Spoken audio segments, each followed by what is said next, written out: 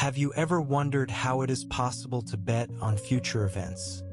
Like who will win the next presidential election, or whether it will rain on a specific day, all through the internet without a central bank or bookmaker holding your money? This is the promise of a prediction market. When you use a platform like Polymarket, it feels as fast and simple as checking a website, but underneath, it is running on a global, decentralized technology called the blockchain. To someone who is not a software engineer, this can seem like magic.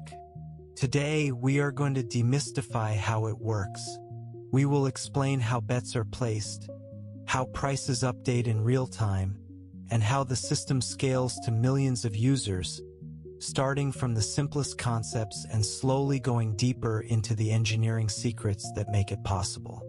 Let us start by understanding the two core building blocks of this system: the blockchain and stablecoins. Think of the blockchain as a giant public bulletin board that is shared by thousands of computers around the world. No single person, company, or government owns this bulletin board. Once something is written on it, it is locked in place and can never be erased, edited, or hidden. This provides absolute trust. You do not need to trust a corporation to keep your bets safe or pay out your winnings. You trust the public ledger that everyone can see and verify. To bet, we need money. Instead of volatile cryptocurrencies like Bitcoin, we use a stable coin called USDC. Think of a stable coin as a digital dollar. For every digital dollar token we use on the platform, a real physical dollar is locked in a secure bank vault in the real world. This guarantees that your digital tokens are always worth exactly $1, protecting you from price swings. When you deposit USDC into the platform, your digital dollars are locked in a secure smart contract on the blockchain. A smart contract is just an automated digital agreement, like a virtual vending machine that automatically releases a soda when you insert the correct coins. When you decide to place a bet, say buying a share that a specific space launch will succeed, you do not send your money directly to the blockchain. Blockchain transactions are slow and expensive, requiring gas fees, which are small transaction payments. If you had to pay a fee and wait several seconds every time you wanted to buy or cancel a bet, the platform would be unusable. Instead, the system uses a hybrid design that combines off-chain matching with on-chain settlement. When you click a button to place a bet, your browser creates a digital message containing your order details, what event you are betting on, the price you want to pay, and how many shares you want to buy. Your browser then signs this message using your wallet's private key. Think of this cryptographic signature as a digital wax seal. It is unique to you, it cannot be forged, and it proves that you authorized this specific order. This digital signature is a binding cryptographic promise. You are authorizing the smart contract to trade your USDC for outcome shares if it finds a matching offer from another user. To make these digital signatures secure and readable, we use a protocol called EIP 712. Before EIP 712 existed, when you signed a message with your wallet, you would see an unreadable string of letters and numbers on your screen. This was dangerous because you could be signing away your funds without realizing it. EIP 712 forces the wallet to display the message in a structured, human-readable format. When you review the signature prompt, you can see exactly what you are authorizing: the maker address, the taker address, the asset type, the quantity, and the price. Furthermore, EIP 712 computes a cryptographic domain separator. Think of the domain separator as a watermark on a check that specifies the bank name and account number. The domain separator includes the name of the application, the version, the chain identifier, and the contract address. This prevents replay attacks. A signature created for Polymarket on the Polygon network cannot be copied and replayed on a different app or on a different blockchain, ensuring your signatures are only valid for the exact context you intended. Once signed, this message is sent over the internet to the platform's API gateway. An API, or application programming interface, is simply a messenger. Think of it as a waiter in a restaurant. You tell the waiter what you want, the waiter takes your order to the kitchen, and then brings the food back. In our architecture, the API gateway acts as the receptionist for our backend servers. It reads your signed message and performs rapid checks. It verifies that your digital wax seal is genuine, and it checks the blockchain to ensure you actually have enough digital dollars in your wallet to cover your bet. To handle these requests at scale, our backend is divided into microservices. Think of microservices as independent departments in a large company. Instead of one single program doing everything, we have specialized services.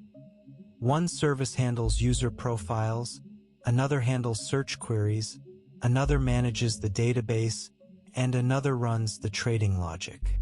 These departments communicate with each other by sending messages. If the gateway's checks pass, the order is forwarded to the matching engine. The matching engine is like a digital matching service. It maintains an order book, which is a list of all bids, people wanting to buy shares, and asks people wanting to sell shares.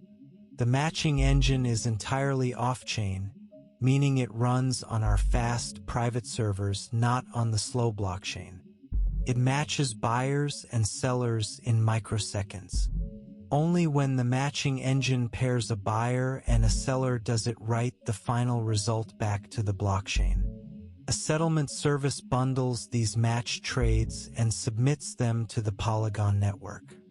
Polygon is a Layer 2 blockchain. Think of it as a high-speed carpool lane next to the congested Ethereum main highway. Processes transactions in seconds for a fraction of a penny. The smart contract on Polygon verifies the signatures of both parties and performs the swap. It transfers the outcome shares to the buyer and the digital dollars to the seller. This hybrid design gives you the speed of a traditional web app with the absolute security of the blockchain. To understand why we need this hybrid architecture, let us compare the physical and financial constraints of centralized systems like a traditional bank database and decentralized systems like a public blockchain. In a traditional Web 2 application, such as a banking app or a stock brokerage, all account balances are stored in a centralized database managed by a single company. When you deposit money or buy a stock, the bank servers write a new line to their private database. This database write is practically free, and it happens in milliseconds because the server does not need to coordinate with anyone else. The bank is the sole source of truth. However, this simplicity comes at a cost. You must trust the bank completely. If the bank's database is hacked, if the company goes bankrupt, or if the government decides to freeze your assets, your money is gone and you have no way to recover it.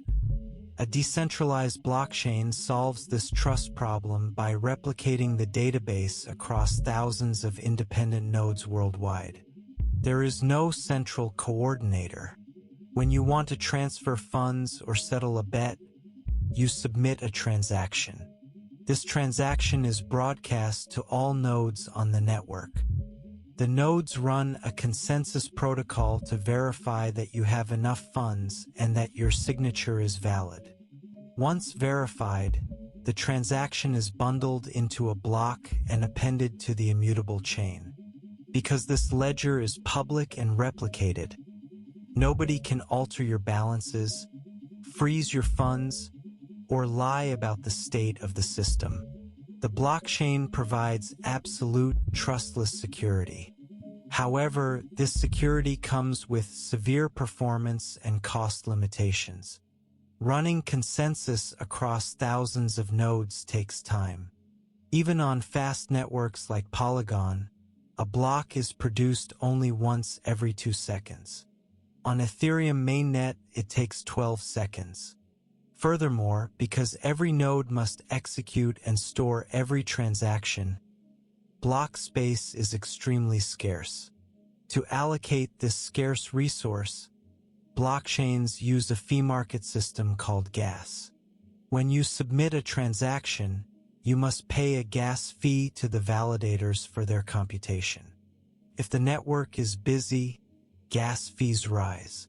Paying several dollars in gas fees for every single quote or order adjustment makes high-frequency trading impossible. This is why prediction markets must use a hybrid architecture. By keeping the active order books and matching engine off-chain on our fast servers, we can process millions of updates per second with zero gas fees and zero latency. The user experiences a fast, free Web 2 trading environment. But by settling the match trades on-chain using cryptographic signatures, we ensure that the off-chain matching engine can never steal or misallocate user funds. The smart contract acts as an impartial referee, verifying that the trades match the user's signatures before releasing the collateral. This hybrid design bridges the speed of centralization with the security of decentralization. While this off-chain matching and on-chain settlement is happening, you need to see the price update instantly. If your browser had to constantly refresh the page to get the latest prices, it would slow down the system.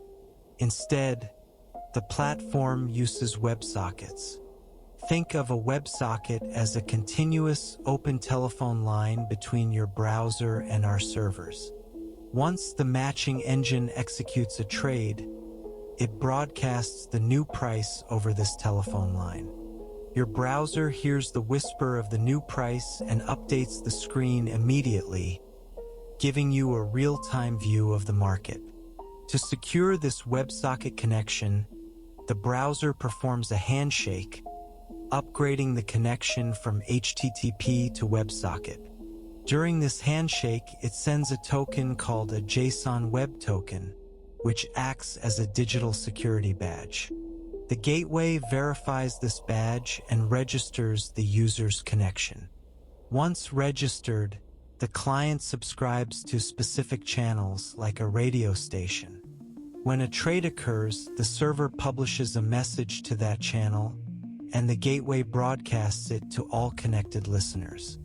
To prevent the browser from being overwhelmed by a flood of price updates during high volatility events, the gateway uses conflation. Conflation is like summarizing a long conversation. Instead of shouting every single minor price change to the user, the server buffers the updates for a split second, say 100 milliseconds, calculates the latest average price, and sends a single consolidated update. This keeps the user interface responsive and prevents network congestion. Now let us examine the event-driven flows that govern the entire lifecycle of a market. There are 3 core phases: market creation, trading, and resolution. Each phase is coordinated by a series of asynchronous events. Think of this event-driven flow as a theater production. There is a planning phase, the active performance, and the final cleanup. Let us begin with market creation. Creating a market is not just a database entry. It is a dual process that must initialize state both on-chain and off-chain. When a new question is proposed and approved, an operator service submits a transaction to the conditional token smart contract. This contract registers a new condition, which is uniquely identified by a combination of the oracle address, a question identifier, and the number of possible outcomes. The smart contract fires a blockchain event, specifically a condition preparation event. Meanwhile, off-chain indexers are constantly listening to the blockchain. These indexers are specialized services that poll block data. When the indexer detects the condition preparation event, it extracts the parameters and triggers an event-driven workflow in the back end. An event is published to a message broker like Apache Kafka. Kafka acts as a central post office, routing messages to various departments. The market metadata service writes the human-readable description and category to the relational database. The caching service invalidates the list of active markets, ensuring the new market appears in the directory. The search indexer updates its index so users can search for the market. Finally, the order book service initializes a new, empty order book in memory for the market's outcomes. The second flow is trading, which is the most active phase. As orders flow into the API gateway, they are converted into events. Each order placement, cancellation, or trade execution is a message in a Kafka topic. This allows the system to process trades sequentially, avoiding race conditions in the matching engine. If the matching engine executes a trade, it fires a trade execution event. The transaction builder service consumes this event and prepares the blockchain transaction. The blockchain tracker service monitors the transaction status. When the block containing the transaction is mined on Polygon, the indexer catches the transfer events of the conditional tokens and updates the off-chain database to reflect the new balances of the buyers and sellers. The final flow is resolution, which occurs when the real-world event concludes. The designated oracle resolves the question by submitting the official outcome to the conditional tokens contract. The contract records this resolution and locks the outcome ratios, determining how much collateral each share is worth. This action fires a condition resolution event. The indexer catches this event, and the backend publishes a market resolution message to Kafka. The market service updates the market status in the database to resolved. The portfolio service updates user positions, showing them their realized profits or losses. The caching layer is invalidated, and the WebSocket server broadcasts the resolution to all connected clients, allowing users to redeem their winning shares for USDC directly through the smart contract. To handle high-read workloads, the system must deploy aggressive caching strategies. During major events, the volume of users viewing popular markets and leaderboards is orders of magnitude larger than the volume of users actively trading. If every page load resulted in a direct query to the primary database, the database would quickly become a bottleneck. To prevent this, a multi-tiered caching architecture is used, incorporating edge CDNs and in-memory Redis databases. At the edge of the network, a content delivery network, or CDN, caches the static assets and the JSON payloads for the most popular pages. When a user requests the details of a highly active market, the request is intercepted by the CDN edge server closest to the user. If the data is cached, it is returned immediately, bypassing the origin servers entirely. This CDN cache has a very short time to live, often just 1 or 2 seconds, ensuring users still see relatively fresh data. For requests that reach the origin servers, the application layer queries a distributed in-memory cache, typically built using Redis. The Redis cluster stores pre-aggregated data models, such as the current price history of a market, the top markets by volume, and the user leaderboard. When a trade occurs, the matching engine does not write directly to the read database. Instead, it updates the in-memory cache. The backend services write updates to the database asynchronously, using a right-behind caching pattern. This protects the relational database from write spikes during high-volatility events. A major challenge with this caching system is preventing cache stampede, also known as the thundering herd problem. Imagine a popular market's cache expires during a moment of high traffic. If 100,000 users request that market at the exact same millisecond, and the cache is empty, all those requests will fall through to the database simultaneously. The database will attempt to run the same complex query 100,000 times, causing a spike in CPU usage and potentially crashing the system. To prevent this, the API layer implements request collapsing, often using a pattern called single flight. When a cache miss occurs, the application lock is acquired for that specific key. Only the first request is allowed to query the database. The subsequent 99,999 requests are placed on hold, waiting for the first query to complete. Once the database returns the result, the cache is populated, and all waiting requests are served the same result. The database experiences only a single query. Another caching challenge is leaderboard generation. Leaderboards require aggregating trading volume or profit and loss across thousands of users. Running these aggregations in real time on a transactional database is prohibitively expensive. Instead, the system uses Redis sorted sets. A sorted set is an in-memory data structure that maintains elements in a sorted order based on a score. When a user's profit updates, the system sends an asynchronous message to a worker that updates the user's score in the Redis sorted set. Retrieving the top 100 users is then a simple, constant-time operation that reads from the sorted set, ensuring the leaderboard loads instantly for every user. Let us now discuss the mobile and web experience and the internationalization challenges that arise in a global prediction market. Prediction markets face unique regulatory and platform constraints. Mainstream app stores such as Apple's App Store and Google Play have strict policies against hosting real-money betting applications, particularly those built on decentralized technologies. To navigate this, the mobile experience is built as a highly optimized progressive web app, or PWA.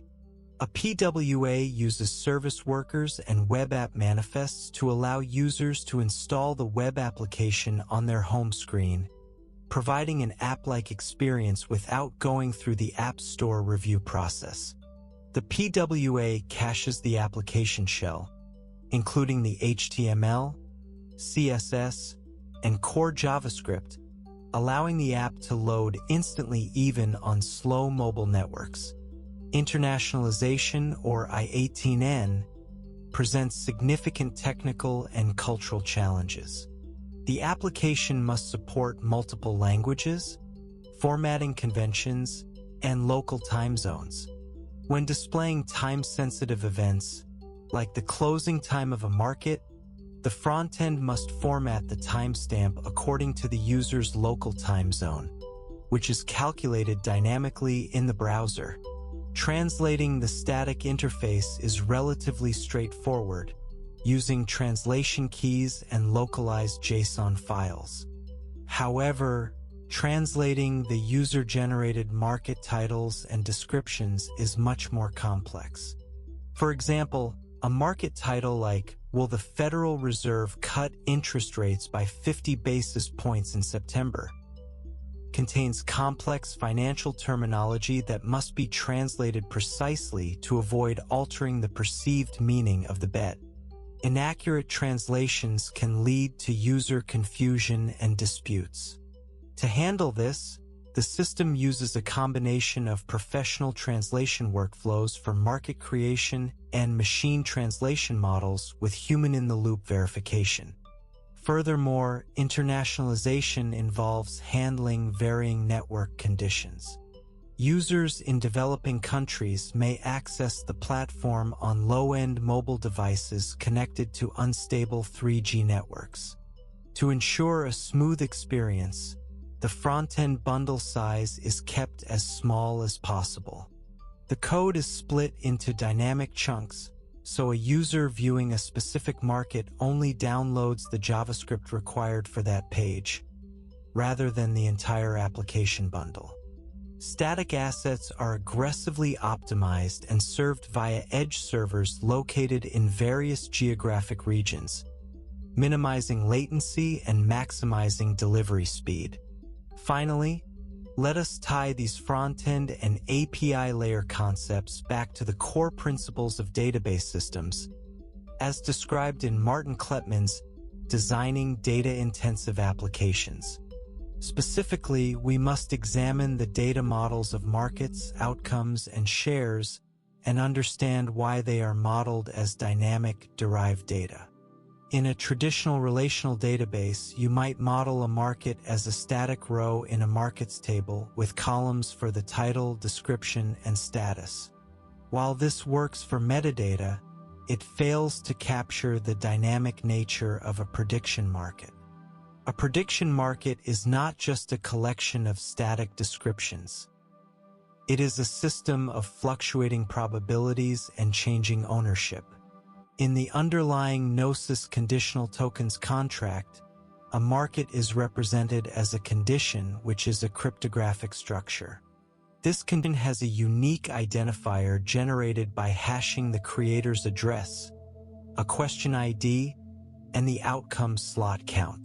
The outcome slot count defines the number of possible mutually exclusive results. For a binary market, the slot count is 2, representing yes and no. For each outcome slot, the smart contract mints conditional tokens. These tokens are modeled using the ERC 1155 multi-token standard. Unlike ERC 20 tokens, which represent a single fungible asset, or ERC 721 tokens, which represent unique non-fungible assets, ERC 1155 allows a single contract to manage an infinite number of token types. Each outcome share is a distinct token type within the same contract. The value of these tokens is dynamic and derived from the market's current trading activity. If we look at this from a data-intensive applications perspective, we can think of the blockchain as a write-only transaction log. Every trade, every transfer, and this log is the source of truth. But if the front end needs to show the price chart of a market over the last 24 hours, it cannot query the blockchain directly. Parsing every block to extract transfer events and recalculate prices would take minutes. To solve this, the system uses the concept of materialized views. The off-chain indexer reads the raw blockchain event log, processes the transfers, and projects them into a relational database optimized for time series data. The current price of a share is a materialized view of the most recent trade execution event. The historical price chart is a materialized view of trades grouped by time intervals, such as hourly or daily buckets. When a new trade is executed on-chain, the indexer updates these materialized views. The front end reads from these pre-computed views, enabling sub-second load times. The core lesson here is that in a high-scale prediction market, the user interface does not read the raw source of truth. It reads a highly optimized, eventually consistent read replica that is constantly updated by a stream of events emitted by the blockchain transaction log. To understand how a prediction market functions at scale, we must look beneath the user interface and examine its storage layer. A prediction market is fundamentally a data-intensive financial application. It must manage complex, highly relational entities like user portfolios, order books, and transactions, while simultaneously serving fast, fuzzy search queries for discovering new markets, and aggregating vast amounts of historical data for analytics. To achieve this, modern platforms reject the idea of a single database. Instead, they deploy a hybrid database architecture, selecting relational, document, time series, and even graph storage engines, each tailored to specific data entities and access patterns. Let us explore the core entities of this system, the database choices that house them, and how they handle the challenges of scale and consensus. Let us begin with the core data entities that define a prediction market. The first entity is the market itself. A market is more than a simple query or a question. It is an administrative wrapper around a set of conditional outcomes. At the storage layer, a market record must track the human-readable metadata, such as the title, description, category, and rules, alongside technical identifiers like the creator's address, the oracle address, the market's expiration timestamp, and, crucially, the Gnosis conditional token's condition ID. The condition ID is the cryptographic link that connects our off-chain database to the smart contracts on the blockchain. Associated with each market are its outcomes. In a binary market, the outcomes are yes and no. In a multi-choice market, there might be dozens of outcomes, such as a list of candidates in an election. Each outcome is a distinct entity, tracking its own name, its current market price, and its unique ERC1155 token identifier. The next critical entity is the user position. A user position represents the number of outcome shares a specific wallet address owns in a market. A position record must track the user's wallet address, the outcome token ID, the total quantity of shares owned, the average purchase price, and the total collateral spent. It must also maintain fields for realized profit and loss, which is the cash secured from selling shares, and unrealized profit and loss, which is the fluctuating value of their current shares based on the active market price. Then we have the order book and liquidity entities. The order book is a highly dynamic collection of limit orders. An order record tracks the owner's wallet address, the market ID, the target outcome, the limit price, the quantity, the order status, whether open, partially filled or canceled, and the cryptographic signature. Liquidity entities represent the funds provided by market makers and automated liquidity pools. These records track liquidity provider tokens, deposit balances, and pricing parameters for automated market makers when they are used to guarantee minimum trading liquidity. When designing the storage layer for these entities, architects face a classic system design choice: relational versus document NoSQL. In a prediction market, a hybrid approach is the most effective. Relational databases like PostgreSQL are chosen for transactional core data. User portfolios, account balances, trade executions, and financial history require strict consistency, relational integrity, and ACID transaction guarantees. If a trade executes, we must guarantee that the seller's shares are decrement and the buyer's shares are increment in a single, atomic transaction. A relational database excels at this, using row-level locking and transaction isolation levels to prevent race conditions and ensure that double spending or balance mismatches are physically impossible. However, relational databases struggle with highly flexible or hierarchical metadata. Market descriptions can contain rich text, rules can be updated, and different markets require different resolution details. For this, document databases like MongoDB or JSON columns within PostgreSQL are used. For example, a market about an election might require a JSON metadata field containing a list of approved polling sources, whereas a market about a sports game might require a field listing the official sports API for score verification. Storing this unstructured data in a document format avoids schema migrations and allows developers to evolve the product quickly.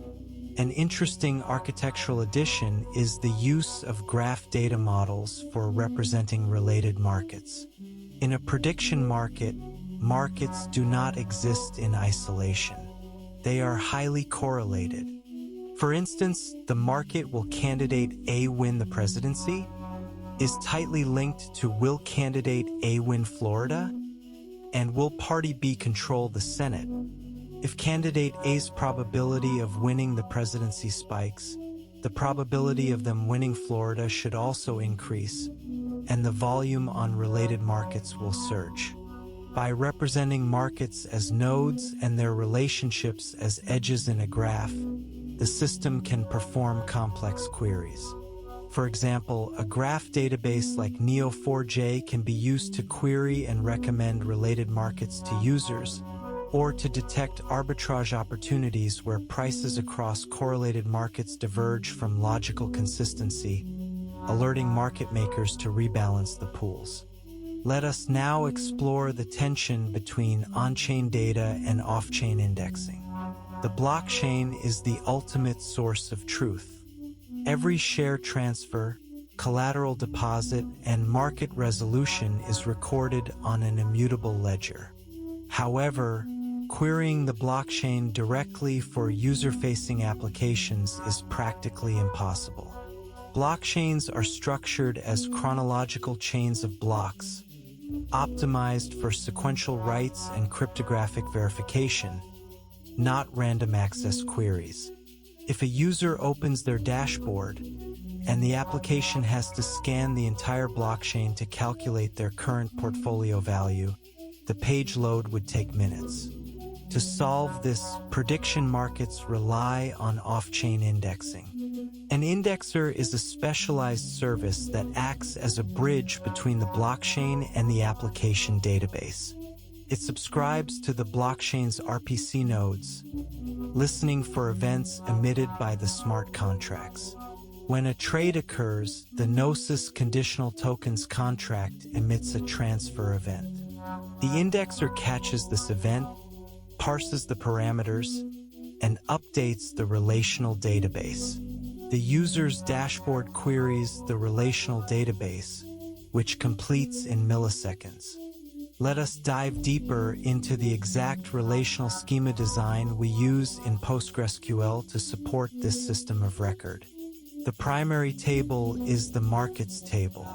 Each row in this table represents a single prediction market.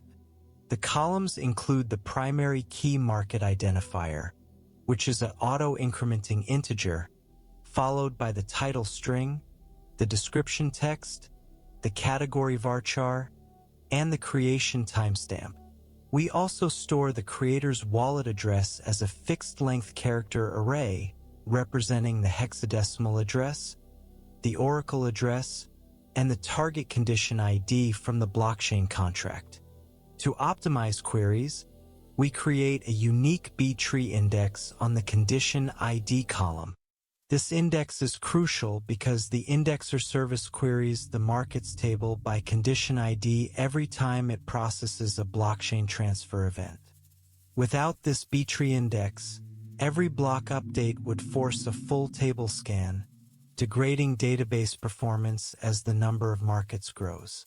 Directly linked to the markets table is the outcomes table, which stores the choices available for each market. We create a composite B-tree index on the market ID and outcome ID columns. This index allows our API gateway to retrieve all outcomes for a specific market in a single, fast index scan operation. For portfolios, we maintain the positions table. This table tracks the shares owned by each user wallet. The columns include the user's wallet address as a foreign key or indexed character array, the outcome token ID, the total shares owned, and the average by price. Because users frequently check their portfolio, the positions table experiences a massive read volume. To handle this, we construct a compound index on the user wallet address and the outcome token ID. This compound index ensures that retrieving a user's entire portfolio requires only a few disk page reads, returning the result in under 5 milliseconds. Let us also examine the graph database data model in detail.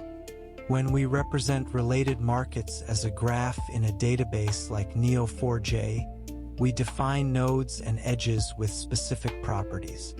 A market node represents a prediction question, containing properties for the market ID and the category. An outcome node represents a specific answer, containing the outcome name and token ID. We establish relationships or edges between these nodes. For example, we create a correlated underscore with edge between two market nodes. This edge contains a weight property representing the historical correlation coefficient of their prices. If candidate A's national victory market and state victory market are highly correlated, the edge weight is close to 1. We also establish a belongs_to edge between outcome nodes and theme nodes. A theme node might represent a broad concept like clean energy or monetary policy. When an analyst wants to evaluate the systemic risk of the platform, they run graph queries.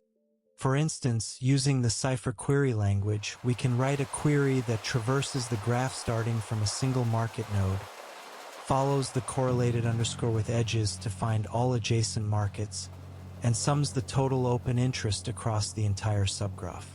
This traversal allows us to identify clusters of high financial risk where a single real-world event could trigger massive payouts across dozens of markets simultaneously. By analyzing these subgraphs, our risk management services can dynamically adjust margin requirements for market makers and prevent liquidity pools from running dry during black swan events. Furthermore, let us detail the data pipeline that feeds our ClickHouse analytics database. When a write transaction completes in our PostgreSQL database, we must replicate it to ClickHouse without introducing latency to the active trading flow. We use Debezium, an open-source platform for change data capture. Debezium runs as a connector inside a Kafka Connect cluster. It registers itself as a replication client with the primary PostgreSQL database, reading the raw bytes of the write-ahead log directly from the disk. Every time a transaction is committed, Debezium parses the log and emits a JSON message to a Kafka topic named PostgreSCDC.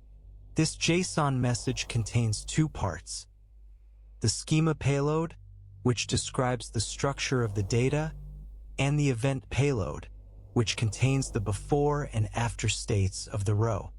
An ingestion worker running in our analytics tier consumes this CDC topic. The worker does not insert rows into ClickHouse one by one, as ClickHouse is optimized for bulk inserts rather than random single writes. If we attempted to run thousands of single-row insert queries per second on ClickHouse, the storage engine would create too many small parts on disk, leading to merge-on-read performance degradation. Instead, the ingestion worker buffers the incoming CDC messages in memory. It uses a size-based and time-based flushing strategy. It aggregates the records until it has collected 10,000 rows, or until 5 seconds have elapsed. It then executes a single bulk insert query, writing the block of 10,000 rows to ClickHouse merge tree engine in a single high-throughput write operation. This batching strategy maintains low write overhead and keeps our analytics views updated with less than 10 seconds of replication lag. Building a reliable indexer is a significant distributed systems challenge. The main problem is handling blockchain reorganizations or reorgs. In networks like Polygon or Ethereum, Two miners might produce blocks at almost the same time. The network will temporarily fork, and eventually, one fork will be abandoned in favor of the longer chain. The transactions in the abandoned fork are discarded. If the indexer immediately writes block data to the database without waiting for confirmation, the database will become corrupt when a reorg occurs. To handle this, indexers use a sliding window strategy and checkpointing. The indexer does not write events to the primary database immediately. It maintains a database buffer of recent blocks. It only marks transactions as finalized after they have reached a certain depth, say 16 blocks on Polygon, which provides mathematical certainty that the block will not be reorganized. If a reorg does occur at a shallow block depth, the indexer detects the change in block hashes, rolls back the database state for the orphan blocks, and reprocesses the transactions from the new winning chain. This ensures that the off-chain database remains eventually consistent with the final on-chain state without introducing massive delays for the user. Now let us examine how the storage engines handle high write volumes during major events. Imagine a night of a highly anticipated event, like a presidential election.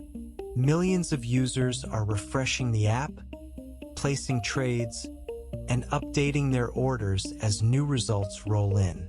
The volume of writes to the order book and transaction logs spikes by orders of magnitude. Under these conditions, traditional B-tree indexes, which are used by default in relational databases like PostgreSQL, run into performance bottlenecks. A B-tree index is a balanced tree structure where every write requires updating a leaf node on disk. If writes are random and frequent, the database spends a vast amount of time performing random disk I/O, writing small updates to different pages. This leads to disk write queues, lock contention, and transaction timeouts. To scale under high write volumes, the system splits its workloads. Transactional state, like user portfolios, remains in PostgreSQL, but high-velocity logs, like individual order placements, cancellations, and price updates, are written to database engines optimized for writes, typically using log-structured merge trees or LSM trees. Databases like Cassandra, RocksDB, or ScyllaDB use LSM trees. An LSM tree does not write updates directly to the database file on disk. Instead, it writes all inserts and updates sequentially to a memory buffer called a memtable, and appends them to a sequential commit log on disk for durability. Because sequential writes are incredibly fast compared to random writes, the database can handle hundreds of thousands of writes per second with minimal CPU overhead. When the memtable fills up, it is flushed to disk as an immutable sorted string table or SSDable. A background process called compaction continuously merges these SSDables, discarding overwritten data and maintaining a sorted index. By using LSM tree databases for order tracking and price feeds, and B-tree relational databases for balances and markets, the system can handle massive write spikes without degrading user performance. For market discovery, search and indexing are critical. A prediction market might have thousands of active questions. Users want to search for specific politicians, companies, or events. Relational databases are poorly suited for fuzzy full-text search, ranking, and autocomplete. If a user searches for BTC price, and the database has to scan every market title using string matching, it will be slow and return poor results. To solve this, the architecture integrates a search engine, such as Elasticsearch or OpenSearch. Elasticsearch is built on Apache Lucene and uses inverted indexes. An inverted index splits text into individual words, or tokens, and maps each token to the documents that contain it. When a new market is created or updated in the PostgreSQL database, a search synchronizer service captures the database change using Change Data Capture, or CDC, and pushes the document to Elasticsearch. When a user searches for a term, the query hits the Elasticsearch cluster. Elasticsearch supports fuzzy matching, handling typos, and relevance scoring, allowing the user to find the correct market instantly. It also supports aggregations, allowing the user to filter markets by category, volume, or end date in real time. Finally, let us tie these storage concepts back to the principles of database systems in Martin Kleppmann's Designing Data-Intensive Applications. Specifically, we must look at the trade-offs between online transaction processing, or OLTP, and online analytical processing, or OLAP, storage patterns. In our prediction market architecture, we have two distinct workloads. The first is OLTP. Trading is an OLTP workload.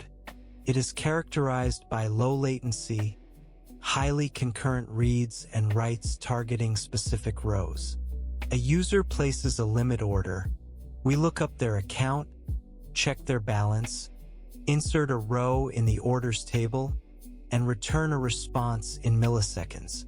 The database is optimized for row-oriented access, and the schema is normalized to prevent duplication and ensure consistency.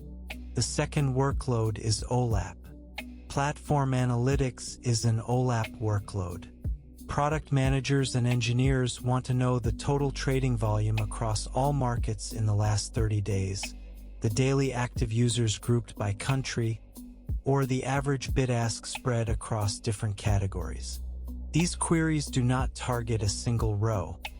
They scan millions of rows, aggregate the data, and perform calculations. If you run a query like calculate the sum of all trades in the last month on your primary PostgreSQL OLTP database, it will scan the entire trades table, locking rows, consuming memory, and slowing down the active traders. To prevent this, the architecture separates OLAP from OLTP using a data pipeline. A replica of the OLTP database or a stream of events from Kafka is loaded into a dedicated columnar analytics database like ClickHouse, Snowflake, or Google BigQuery. Columnar databases store data differently from row-oriented databases. In a row-oriented database, all columns of a single row are stored together on disk. In a columnar database, all values of a single column across all rows are stored together. If an OLAP query only needs to sum the volume column, the storage engine reads only the pages containing the volume column, bypassing the user IDs, timestamps, and signatures. Furthermore, because the values in a single column are of the same data type, they compress incredibly well, reducing disk I/O and memory usage. This separation between OLTP for trading and OLAP for analytics ensures that complex business queries never interfere with the low latency requirements of the active trading floor. To build a prediction market that is both trustless and usable, we must integrate deeply with blockchain technology. The choice of blockchain, the design of the smart contracts, and the balance between on-chain execution and off-chain caching shape the entire system's performance and security. Let us examine why Layer 2 solutions are preferred, dive into the mechanics of the Gnosis conditional tokens contract, explore the limitations of pure on-chain architectures, and analyze the smart contract security patterns that protect user funds. We begin with the choice of blockchain platform. Historically, early prediction markets attempted to run directly on Ethereum mainnet. This approach failed due to high transaction costs and slow confirmation times. On Ethereum, a single transaction can cost several dollars in gas fees, and during periods of high network activity, fees can spike to tens or even hundreds of dollars. For a prediction market where users want to buy shares worth 50 cents or $1, paying a $5 gas fee is economically impossible. Furthermore, Ethereum's block confirmation time is roughly 12 seconds. Waiting 12 seconds for a trade to execute makes active trading and real-time pricing impossible. To solve this, modern prediction markets deploy on Layer 2 networks, specifically Polygon. Polygon POS operates as a sidechain or committing scale layer to Ethereum, offering block times of approximately 2 seconds and gas fees that are a fraction of a cent. This low-cost environment changes the economics of trading. A user can place, modify, and settle trades for millicents, enabling active market makers to run automated algorithms that constantly update bid-ask spreads without consuming their capital in gas. However, scaling layers introduce trade-offs. While they offer high speed and low cost, they inherit different security assumptions than Ethereum mainnet. Polygon POS relies on its own set of validators and a proof-of-stake consensus mechanism. To ensure security, it periodically checkpoints its state back to the Ethereum mainnet. This design means that while individual transactions are settled instantly on Polygon, the final, immutable security guarantee is anchored in Ethereum's Layer 1 security. Let us now dissect the smart contract design, focusing on the Gnosis Conditional Tokens contract, which is the foundational framework for creating and trading prediction assets. Under traditional ERC-20 token standards, each token represents a simple balance. If you have 10 tokens, you have 10 units of that asset. This model cannot represent conditional outcomes. A conditional token is an asset whose value is dependent on the resolution of a future event. To implement this, the Gnosis Conditional Tokens contract uses the ERC 1155 multi-token standard. This contract manages an infinite number of outcome tokens within a single deployed contract address. The core mechanics of this contract rely on 3 primary functions: prepare condition, split position, and redeem positions. Let us trace how a condition is prepared. When a market is initialized, the operator calls the prepare condition function. This function takes 3 arguments: the address of the designated oracle, a unique question identifier, and the number of possible outcomes. The contract hashes these parameters to generate a unique condition ID. This condition ID is the master key for the market. Once a condition is prepared, user positions can be created using the split position function. Imagine a user wants to participate in a binary market for yes and no outcomes. The user deposits 1 unit of collateral, such as 1 USDC, into the conditional tokens contract. They call the split position function, passing the target condition ID and the collateral token address. The contract locks the 1 USDC in its vault. In return, it mints and transfers to the user 2 distinct assets: 1 yes token and 1 no token. This process is called splitting a position. It is a crucial architectural concept because it guarantees collateral conservation. Since yes and no are mutually exclusive and collectively exhaustive outcomes, one of them must happen, and the other must not. At resolution, the winning share will be worth exactly 1 USDC, and the losing share will be worth 0. Therefore, the combination of 1 yes share and 1 no share will always be worth exactly 1 USDC, regardless of the outcome. The smart contract can safely mint both shares without requiring any additional collateral. because the 1 USDC locked in the vault is guaranteed to cover the redemption of whichever share eventually wins. Let us explore the advanced mathematical and cryptographic concepts of nested conditions within the Gnosis conditional tokens contract. A common misconception is that conditional tokens only support simple, flat binary outcomes. In reality, the architecture was designed to support complex, multi-level conditional probability trees. This is achieved by nesting positions. Suppose we have a base condition, condition A, representing the question, will candidate X win the presidency? Condition A has two outcomes, outcome A1 representing yes, and outcome A2 representing no.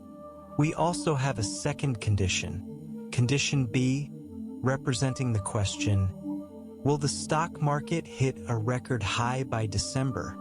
Condition B also has two outcomes, outcome B1 representing yes, and outcome B2 representing no. An analyst or trader might not want to bet on condition B in isolation. They want to bet on the conditional probability. Will the stock market hit a record high, given that candidate X wins the presidency? This is a path-dependent question. To represent this in our smart contracts, we use nested positions.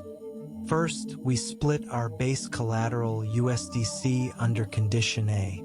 This mints yes outcome tokens under condition A and no outcome tokens under condition A. At this stage, the user holds standard, single-level conditional shares.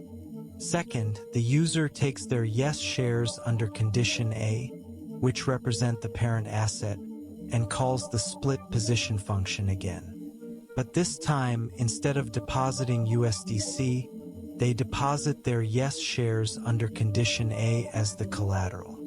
They specify the target condition B. The contract locks the user's yes shares under condition A in its vault.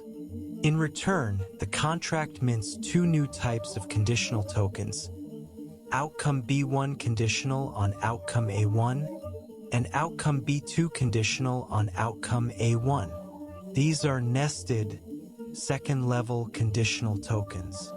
This nesting demonstrates a profound mathematical conservation property. Because condition B's outcomes, B1 and B2, are mutually exclusive and collectively exhaustive, one of them must happen. Therefore, at resolution, the value of one share of B1 conditional on A1 plus the value of one share of B2 conditional on A1 is guaranteed to equal the value of one share of the parent asset, A1. And since A1 and A2 are in turn backed by the primary USDC collateral, the entire tree remains fully collateralized. Let us trace the resolution of these nested positions. If candidate X wins the presidency, the oracle resolves condition A to A1. The payout vector is 1, 0. The parent asset A1 now becomes worth exactly 1 USDC, while A2 becomes worth 0. Consequently, the nested positions B1 conditional on A1 and B2 conditional on A1 now become standard, single-level conditional tokens backed directly by the 1 USDC value of their parent asset. When the stock market closes in December, the oracle resolves condition B. If the market hit a record high, condition B resolves to B1. The user who holds B1 conditional on A1 can redeem their shares for the locked parent asset A1, which in turn is redeemed for 1 USDC. The user who holds B2 conditional on A1 receives 0. If candidate X had lost the presidency, condition A would have resolved to A2. The parent asset A1 would have become worth 0 USDC. Under these conditions, the nested shares B1 conditional on A1 become worth 0 instantly, regardless of what happens to the stock market. The collateral vault resolves the payouts correctly because the parent asset A1 was worth 0. This nesting capability allows us to model arbitrary joint probability distributions on-chain. We can create trees of 3, 4, or more levels of conditions. For example, we can bet on interest rate decisions conditional on inflation reports, which are in turn conditional on energy price changes. The smart contracts handle the accounting and collateral conservation automatically, ensuring that no matter how complex the tree of dependencies becomes, the system remains mathematically solvent and fully backed by the locked collateral in the vault. Once shares are minted, they are traded on the open market. This brings us to the trading logic. Users do not want to hold both yes and no shares. They want to trade them. If a user believes the event will happen, they want to hold only yes shares. They will sell their no shares to another user who believes the opposite. Let us look closer at the internal storage layout and mathematical properties of the Gnosis conditional tokens contract. The contract is written in Solidity and maintains user balances using a nested mapping structure. Under the hood, this mapping is defined as mapping from user address to token identifier to token balance. The token identifier is a uint256 calculated by hashing the condition ID together with an index set. The index set represents the specific outcome combination. For a binary market, the index set for yes is represented as the binary value 01, and the index set for no is represented as the binary value 10. When a user calls the split position function, they specify the address of the collateral token, the condition ID, and the amount of collateral they wish to split. The contract checks that the user has approved the contract to transfer their collateral. It then calls the transfer from function on the collateral token contract, transferring the USDC from the user's wallet into the conditional tokens vault. Once the collateral is secured, the contract calculates the new outcome token balances. For each possible outcome, the contract mints outcome shares equal to the amount of collateral deposited. The contract updates its internal mapping, incrementing the balance of the user's yes token by the deposit amount, and incrementing the balance of the user's no token by the same amount. This splitting mechanism guarantees that the total liabilities of the contract are always fully backed by the locked collateral. Because yes and no are mutually exclusive outcomes, only one of them can resolve as true. If yes wins, the payout vector is 1, 0. The contract will redeem each yes share for 1 USDC, and each no share for 0 USDC. If no wins, the payout vector is 0, 1, redeeming each no share for 1 USDC and yes shares for 0. Therefore, the contract only needs 1 USDC in its vault to cover the redemption of the winning share, regardless of which outcome occurs. This mathematical conservation of collateral is the core security guarantee of the Gnosis design. The contract can never become insolvent, because the collateral locked in the vault is always equal to the maximum possible redemption value of the outstanding shares. Let us also analyze the storage layout implications of the UUPS proxy pattern. In a traditional transparent proxy architecture, the proxy contract contains the upgrade logic and an admin state variable. When a transaction is sent, the proxy checks if the caller is the admin. If it is the admin, the proxy handles the upgrade call.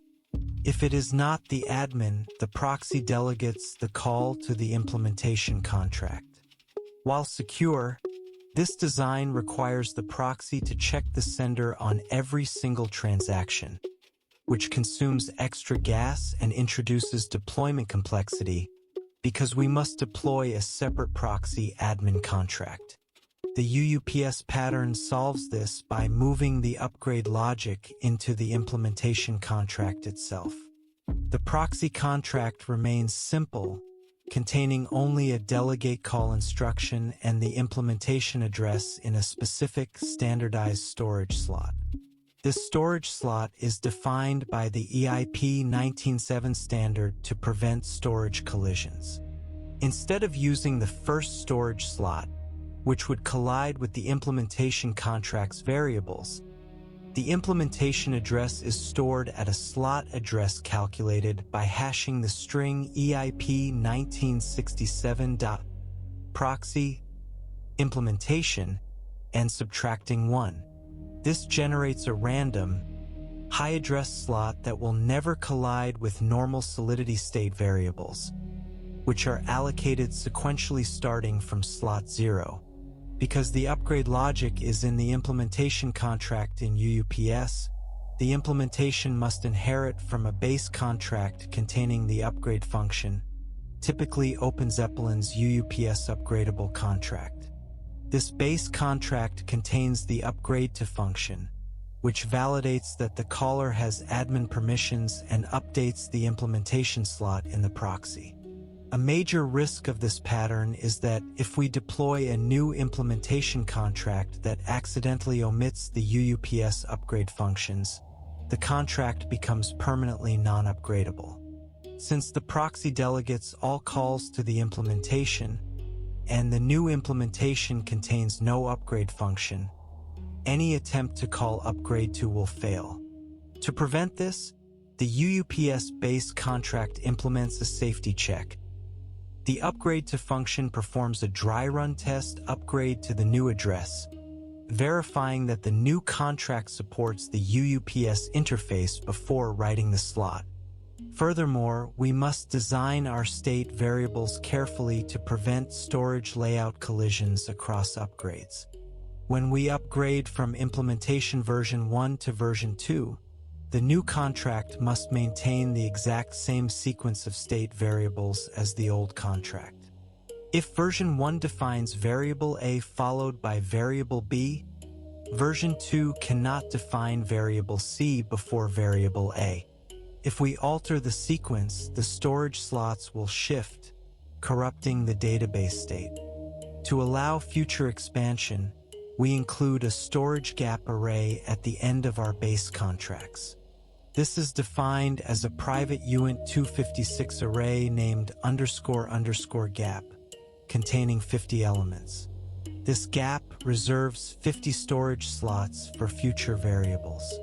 If we need to add a new variable in version 2, we reduce the size of the gap array to 49, keeping the overall storage layout intact and preventing collisions.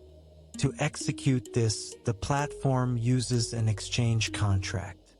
When two orders are matched off-chain by the matching engine, the platform submits a settlement transaction to the exchange contract. This transaction contains the cryptographic signatures of both the buyer and the seller, authorizing the trade. The exchange contract verifies the signatures and performs an atomic swap. It transfers the outcome tokens from the seller to the buyer using the ERC1155 safe transfer function, and transfers the corresponding USDC collateral from the buyer to the seller. Because this swap is atomic, it is impossible for one party to receive the shares without the other party receiving the collateral. When the real-world event concludes, the resolution phase begins. The designated oracle calls the resolve condition function on the conditional tokens contract, passing the question ID and a payout vector. The payout vector is an array of numbers representing the distribution of the payout. For a binary market where yes wins, the payout vector is 1, 0. If an O wins, it is 0, 1. For a multi-choice market, or in the case of a split decision, the vector can represent fractional values, such as 0.5, 0.5, representing a draw. Once the condition is resolved, users can call the redeem positions function. This function burns the winning outcome shares and releases the locked USDC collateral from the contract vault back to the user, based on the payout vector. Losing shares are burned and receive zero collateral. This clean, on-chain execution ensures that once the oracle resolves the market, no central entity can block or steal the user's winnings. Now, let us discuss why a hybrid architecture is necessary and why we cannot run the entire prediction market purely on-chain. While on-chain execution provides trustless settlement, running a central limit order book or an automated market maker entirely on-chain is highly inefficient and creates significant security risks. The first limitation is block time and latency. Even on Polygon, a block time of 2 seconds is far too slow for modern financial trading. In a volatile market, prices change in milliseconds. If an order book were on-chain, every order placement and cancellation would require a blockchain transaction. A market maker trying to update their quotes would have to submit a transaction, wait 2 seconds for it to mine, and pay a gas fee. If the market moved during those 2 seconds, their order could be matched at an unfavorable price before they could cancel it. This risk is known as stale quote arbitrage. The second limitation is front-running and miner extractable value, or MEV. On a public blockchain, all pending transactions are visible in the mempool before they are included in a block. Sophisticated searcher bots monitor the mempool for profitable trades. If they see a large buy order, they can submit their own transaction with a higher gas fee, bribing the validator to execute their trade first. They buy the shares, let the user's order execute at a higher price, and then sell the shares back, pocketing a risk-free profit. This front-running degrades the trading experience for regular users. By moving the order book and matching engine off-chain, we solve these problems. The off-chain matching engine matches orders in microseconds, preventing stale quote arbitrage. Because the matching engine is centralized and private, there is no public mempool for bots to monitor, eliminating front-running. The blockchain is used only for what it does best: settlement. The smart contracts act as a trustless clearinghouse, verifying that the trades matched off-chain were actually authorized by the user's cryptographic signatures. Security is the primary concern for any smart contract architecture. When millions of dollars of user collateral are locked in a contract vault, it becomes an attractive target for hackers. A single bug can lead to the complete loss of all user funds. To mitigate this risk, the smart contract design must employ rigorous security practices. The first line of defense is professional smart contract audits. Before any contract is deployed to production, it must be reviewed by independent security firms, such as Trail of Bits or OpenZeppelin. These auditors perform manual code review and automated analysis, using formal verification and fuzzing tools to find vulnerabilities like reentrancy attacks, integer overflows, and access control flaws. The second line of defense is bug bounties. The platform offers financial rewards to white hat hackers who find and report security vulnerabilities. This incentivizes the global security community to inspect the code and report bugs privately, rather than exploiting them. Additionally, smart contracts must handle upgrades. Software is rarely perfect, and new features or bug fixes will be required over time. However, blockchain contracts are immutable by default. To allow upgrades, developers use proxy patterns such as the UUPS or Universal Upgradable Proxy Standard. In a proxy architecture, the user interacts with a proxy contract that contains no application logic. The proxy contract simply stores the state variables and delegates all function calls to an implementation contract using the delegate call opcode. The delegate call instruction executes the code of the implementation contract within the storage context of the proxy contract. To upgrade the system, the admin updates the address of the implementation contract stored in the proxy. While proxy upgrades are necessary for operability, they introduce a centralization risk. If the admin keys are compromised, an attacker could upgrade the contract to a malicious implementation and drain all user funds. To prevent this, the upgrade authority is never held by a single key. It is managed by a multi-signature wallet, requiring approval from multiple independent entities, and is often guarded by a time lock. A time lock contract delays any upgrade execution by several days, giving users time to withdraw their funds if they disagree with the proposed upgrade. Finally, let us draw parallels between these blockchain systems and the core concepts of distributed consensus and replication in Martin Kleppmann's Designing Data-Intensive Applications. In database literature, one of the hardest problems is achieving consensus in a distributed system. The consensus problem requires multiple independent nodes to agree on a value or a sequence of state transitions, even when some nodes are slow, disconnected, or actively malicious. Traditional distributed databases, like those using the Raft or Paxos consensus protocols, assume a crash-tolerant model. They assume that nodes might crash, but they will not act maliciously. This is called a non-Byzantine environment. A public blockchain, however, operates in a Byzantine environment.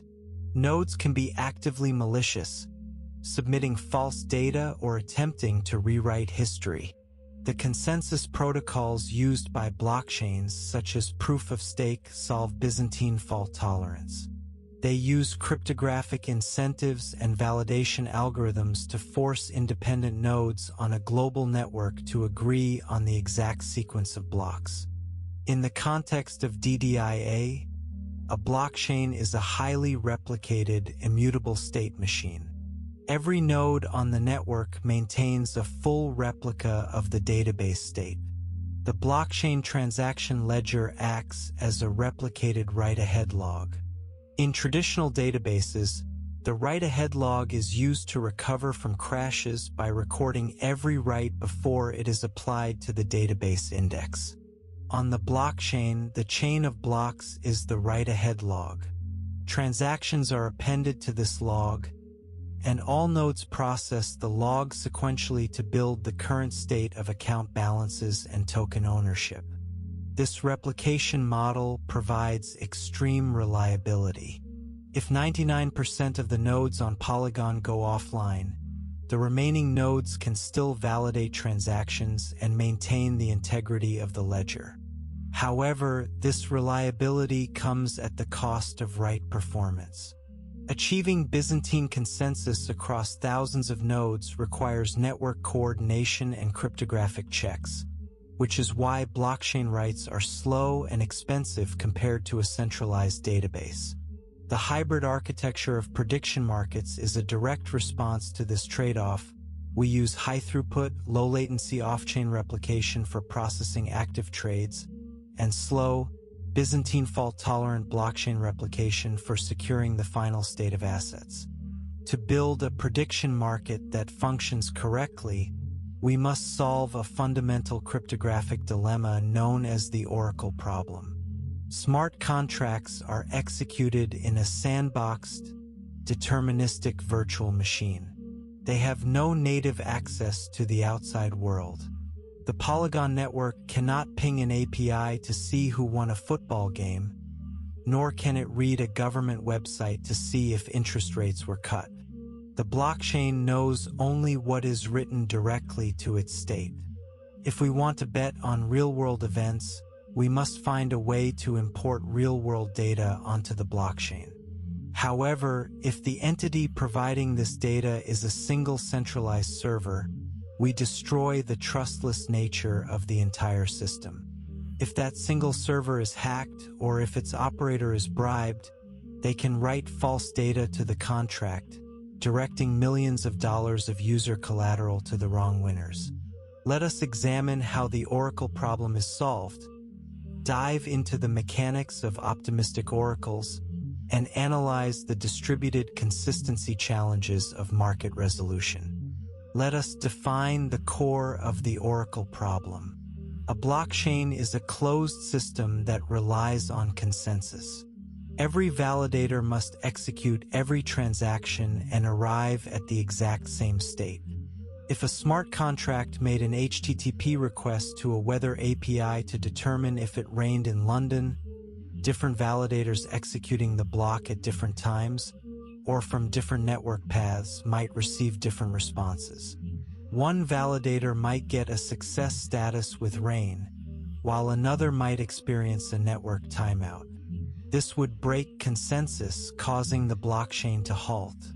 Therefore, all inputs to smart contracts must be deterministic and included directly in the transaction payload. The oracle is the agent that injects this external data into the transaction payload. There are two primary types of oracle architectures: centralized and decentralized.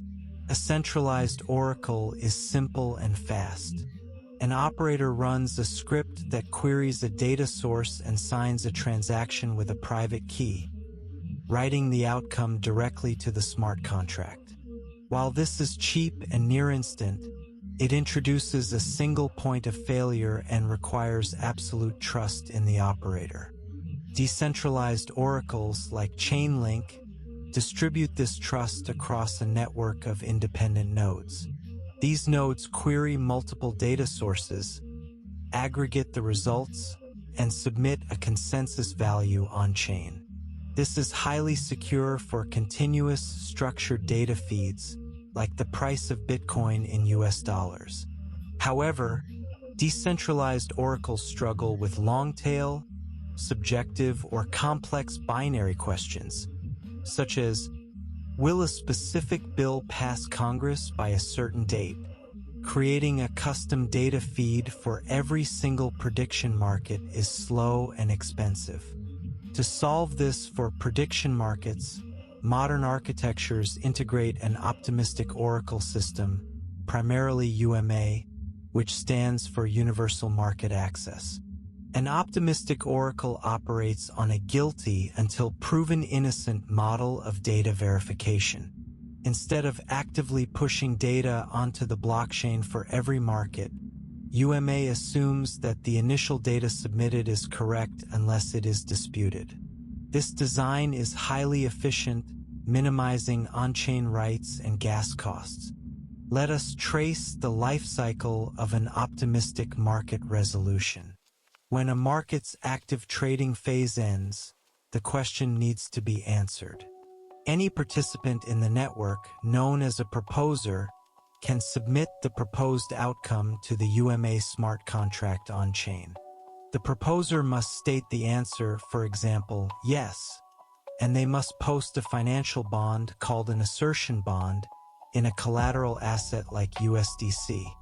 Once the assertion is written to the UMA contract, a challenge window begins. This window typically lasts for a few hours. During this period, the assertion is public, and anyone in the world can inspect it. If the assertion is correct, no one does anything. Once the challenge window expires without a dispute, the assertion is finalized. The UMA contract marks the market as resolved, and the proposer receives their assertion bond back, along with a small reward. The prediction market smart contract is updated, and users can redeem their shares. However, if the proposer lied and submitted a false outcome, the system relies on disputers. A disputer is another network participant who monitors the UMA contract. If they see an incorrect assertion, they can submit a dispute transaction before the challenge window closes. To prevent spam and ensure they are acting in good faith, the disputer must also post a dispute bond, which is typically equal to or larger than the proposer's assertion bond. Once a dispute is raised, the optimistic flow is halted, and the system escalates to UMA's data verification mechanism, or DVM. The DVM is a decentralized dispute resolution engine powered by UMA token holders. Let us examine the exact data structure of a UMA optimistic oracle assertion. When a proposer asserts an outcome, they submit a transaction that calls the assert truth function on the UMA optimistic oracle smart contract. This function initializes an assertion struct in the contract storage. The struct contains the following fields. First, the assertion identifier, which is a unique bytes 32 hash generated by hashing the asserter's address, the claim string, and the timestamp. Second, the asserter's wallet address. Third, the claim string, which is a detailed text string that specifies the market outcome and references the rules, such as the market representing whether candidate X wins the election resolved to yes, according to the official State Board of Elections website. Fourth, the challenge end timestamp, which is calculated by adding the challenge window duration to the current block timestamp. Fifth, the bond currency, which is the address of the ERC20 token used for the bond, typically USDC or UMA tokens. Sixth, the bond amount, which is the quantity of tokens locked in the UMA vault. Seventh, a Boolean flag representing whether the assertion has been disputed, initialized to false. Eighth, a settled flag, indicating if the assertion is finalized. When a disputer challenges this assertion, they call the dispute assertion function, passing the assertion ID. The contract verifies that the challenge end timestamp has not passed, that the assertion is not already disputed, and transfers the disputer's bond into the UMA vault. It then updates the assertion struct, setting the disputed flag to true. The contract emits an assertion disputed event. This event is caught by UMA's off-chain DVM monitoring services, which triggers the voting process. Let us detail the DVM voting timeline and cryptographic commitment mechanics. Once a dispute is registered, the DVM scheduler assigns the dispute to a voting round. Voting rounds occur at fixed intervals, typically starting every Tuesday and Friday. A voting round lasts for exactly 36 hours, divided into a 24-hour commit phase and a 12-hour reveal phase. During the commit phase, UMA token holders who wish to participate must construct a cryptographic commitment. They write their vote value, which is represented as an integer, for example, 1 for yes, 0 for no, or -1 if the question is invalid. They generate a random salt value, which is a large uint256 number.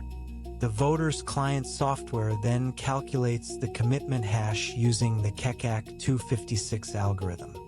The inputs are packed and hashed, KECAC256 of the vote value, the salt, and the voter's own wallet address. Including the voter's address in the hash is a critical security feature. If the address were omitted, a malicious voter could watch the blockchain transactions during the commit phase, extract another voter's commitment hash, and submit the same hash to copy their vote. By including the voter's address, the hash becomes unique to that specific wallet. The voter submits this commitment hash to the DVM contract by calling the commit vote function. The contract stores the hash in a mapping keyed by the voter's address and the round ID. When the commit phase closes, the reveal phase begins. Voters must now submit their vote value and the salt in plain text by calling the reveal vote function. The DVM smart contract executes the kecac 256 hash function on the revealed inputs and compares the output with the commitment hash stored during the commit phase. If the hashes match, the vote is validated and added to the tally. If a voter fails to reveal their vote before the 12-hour reveal phase closes, their vote is discarded and they forfeit their reward. Let us analyze the game-theoretical math of the Schelling point implementation. UMA enforces voting correctness using a token redistribution mechanism called slashing and redistribution. When the reveal phase closes and the majority vote is determined, the DVM contract calculates the reward and penalty allocations.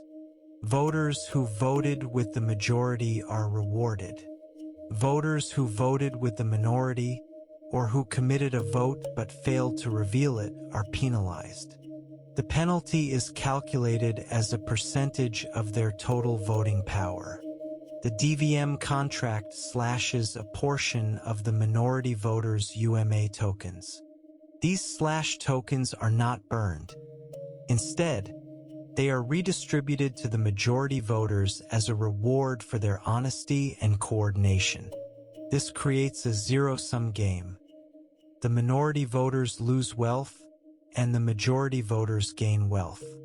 The mathematical model behind this is the P% consensus game. Imagine a voter, Bob, who holds 10,000 UMA tokens. Bob wants to maximize his wealth. He knows that if he votes for a false outcome, and the rest of the network votes for the true outcome, he will be in the minority.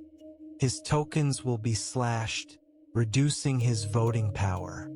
If he votes for the true outcome, and the rest of the network votes for the true outcome, he will be in the majority, receiving a share of the slash tokens. Bob also knows that all other voters are running the same calculation. Since the objective truth is the only publicly visible neutral coordinator, the Schelling point Bob must assume that the majority of voters will coordinate around the truth. Therefore, Bob's rational choice is to vote for the truth. This economic feedback loop has proven remarkably stable. Across hundreds of disputed markets representing millions of dollars, the DVM majority has consistently voted in alignment with the objective, verifiable facts of the real world. When a dispute enters the DVM, it initiates a voting round. UMA token holders are called upon to vote on the true outcome of the market. The voting process must be highly secure to prevent collusion, front-running, or vote buying. To achieve this, UMA uses a commit-reveal voting scheme. A commit-reveal scheme is a two-phase cryptographic protocol. In the first phase, the commit phase, voters calculate their vote based on the public rules of the market. They hash their vote together with a private salt value, creating a cryptographic commitment. They submit this commitment hash to the smart contract. At this stage, no one can see how anyone else voted because the hash is cryptographically one way. This prevents voters from simply waiting to see which way the majority is voting and copying them. Once the commit phase closes, the reveal phase begins. Voters submit their plaintext vote and the private salt value. The smart contract hashes these inputs and verifies that the output matches the commitment hash submitted in the first phase. If it matches, the vote is counted. Once the reveal phase ends, the contract sums the votes. The outcome with the majority of votes is declared the absolute truth. The DVM enforces this voting behavior using economic incentives. This is built on the concept of a Schelling point, a concept in game theory where people will coordinate their behavior in the absence of communication because it seems natural or logical.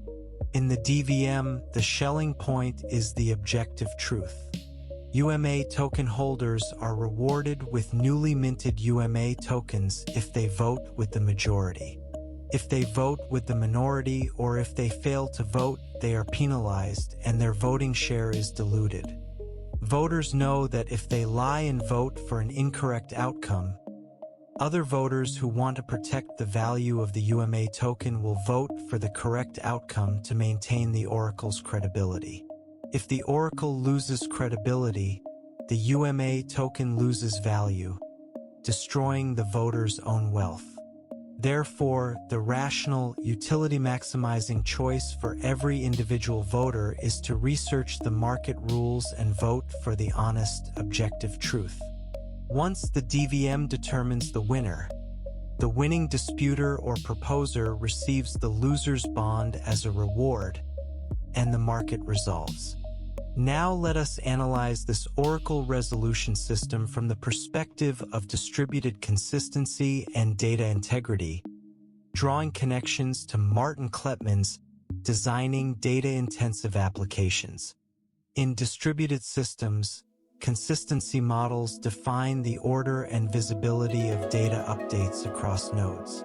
In a prediction market, we see a fascinating clash between strong consistency and eventual consistency. When a user trades on the off-chain matching engine, they expect strong consistency for their order placements and balances. If they cancel an order, it must be canceled immediately. They cannot tolerate eventual consistency where a canceled order might still be filled a few seconds later. However, when it comes to market resolution, the system operates on an eventual consistency model. When the real-world event ends, the market does not resolve instantly. The proposer asserts the outcome, starting the challenge window. During this window, the off-chain database updates the market status to resolution pending. In DDIA terms, the database is in a temporarily inconsistent state relative to the real world. We are waiting for the distributed consensus of the optimistic oracle to settle. If a dispute occurs, the resolution timeline is extended by several days while the DVM voting runs. This is a deliberate architectural trade-off. We sacrifice availability and latency in favor of correctness. In a prediction market, the cost of an incorrect resolution is infinite.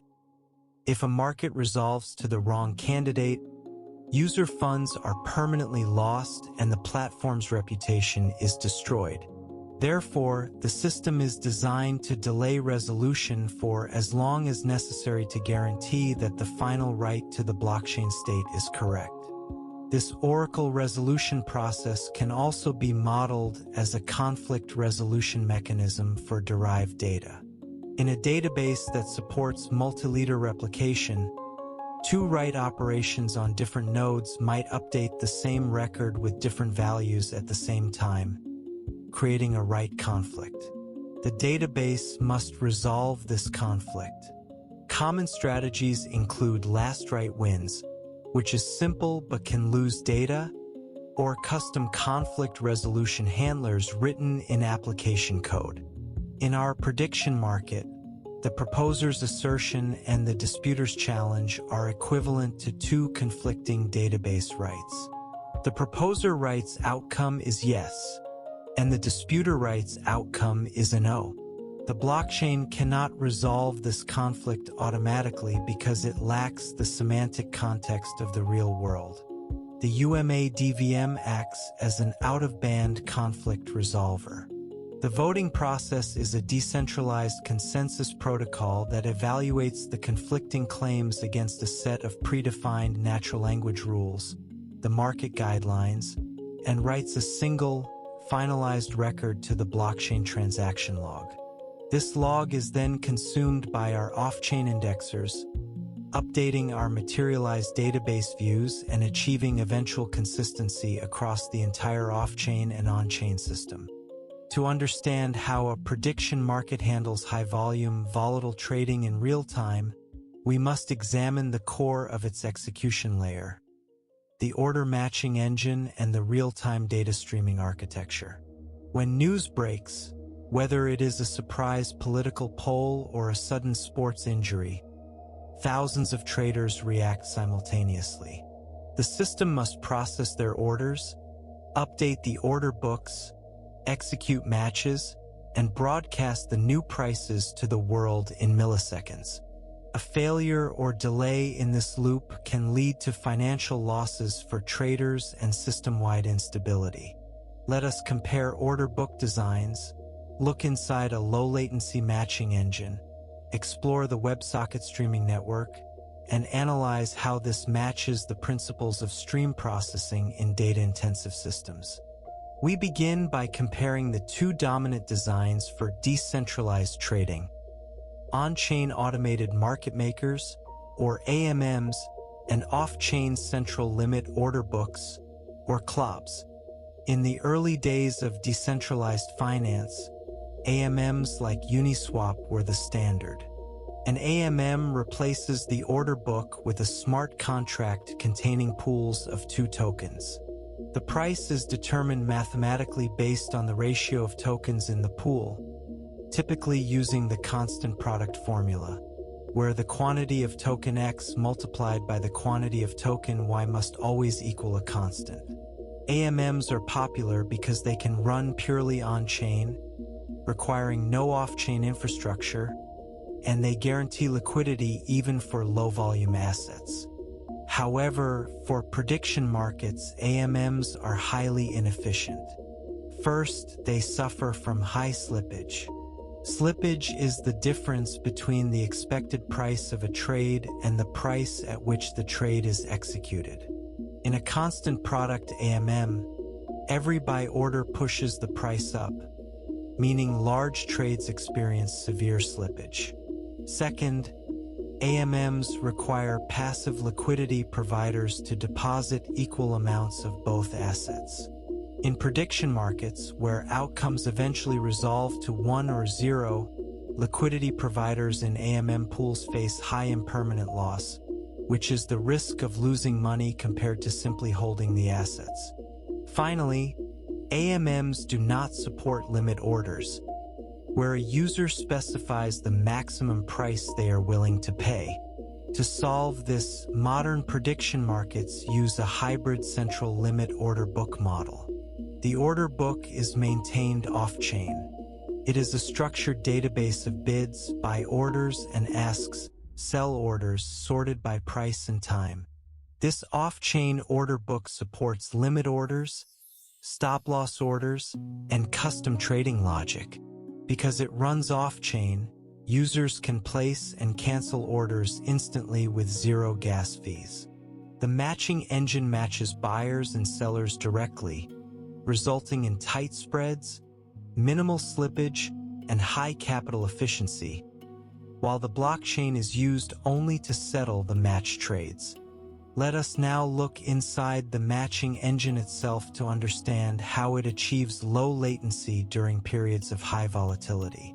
The matching engine is typically written in low-level languages like Rust, Go, or C++, and runs entirely in memory. It does not read or write to a hard drive during the matching process, as disk access is thousands of times slower than memory access. The core data structures of an in-memory order book are designed for fast inserts, deletes, and lookups. For each outcome, the engine maintains 2 main structures: a bid tree and an ask tree. The bid tree contains all buy orders, sorted in descending order of price. The ask tree contains all sell orders, sorted in ascending order of price. To achieve optimal performance, these trees are often implemented as red-black trees or self-balancing binary search trees, combined with doubly linked lists. Each node in the tree represents a specific price level. This price level node contains a doubly linked list of individual orders placed at that price. When a new order arrives, the engine can find the correct price level in logarithmic time by traversing the binary tree. It then appends the order to the end of the doubly linked list in constant time. This design guarantees price-time priority. Orders at the best price are matched first, and if multiple orders are at the same price, the order that arrived first is matched first. Let us explore the low-level data structures and memory allocation strategies of the in-memory order book in detail. In a high-performance matching engine, memory allocation must be optimized to prevent latency spikes caused by garbage collection or memory fragmentation. If we represent an order book as a tree of price levels, each price level contains a doubly linked list of orders. An order struct in memory is defined with the following fields. First, the order ID, which is a 64-bit unsigned integer. Second, the user's wallet address, stored as a 20-byte array. Third, the limit price, represented as a 64-bit integer to prevent floating-point rounding errors. Fourth, the quantity, also represented as a 64-bit integer. Fifth, pointers to the next and previous order structs in the doubly linked list. To manage these order structs without continuous memory allocation, the matching engine uses an object pool. When a new order arrives, the engine does not allocate new memory on the heap. Instead, it retrieves an unused order struct from a pre-allocated array pool in memory. When an order is filled or canceled, the engine returns the struct to the pool. This pool-based allocation keeps memory usage stable and guarantees that the system never experiences garbage collection pauses during periods of high volatility. To enable fast order cancellation, the engine maintains a hash map from order ID to the memory address of the order struct. When a user submits a cancellation request, the engine performs a constant-time lookup in the hash map to find the order struct. Because the orders are stored in a doubly linked list, the engine can remove the order from the list in constant time by updating the pointers of the adjacent orders. The next pointer of the previous order is set to the current order's next pointer, and the previous pointer of the next order is set to the current order's previous pointer. The order is returned to the object pool, and the hash map entry is deleted. This entire cancellation operation completes in less than 1 microsecond, protecting market makers from being matched on stale quotes during rapid market movements. Let us also analyze the WebSocket Gateway Cluster's architecture. We deploy a cluster of WebSocket Gateway servers using Centrifugo or a custom Go service. When a user connects, their browser establishes a persistent TCP connection to one of the gateway nodes. To manage these connections efficiently, the gateway uses non-blocking I/O multiplexing, such as EPOL on Linux. This allows a single gateway instance to manage 50,000 concurrent connections using a small number of system threads, minimizing memory overhead. A major challenge in WebSocket management is pruning dead connections. If a user closes their laptop or loses cellular connection, the TCP socket can remain in a half-open state, where the server thinks the connection is active but the client is gone. If we do not prune these dead sockets, the server will quickly exhaust its file descriptors, preventing new users from connecting. To prevent this socket exhaustion, the WebSocket Gateway implements ping-pong heartbeats. Every 30 seconds, the gateway server sends a ping frame to the client.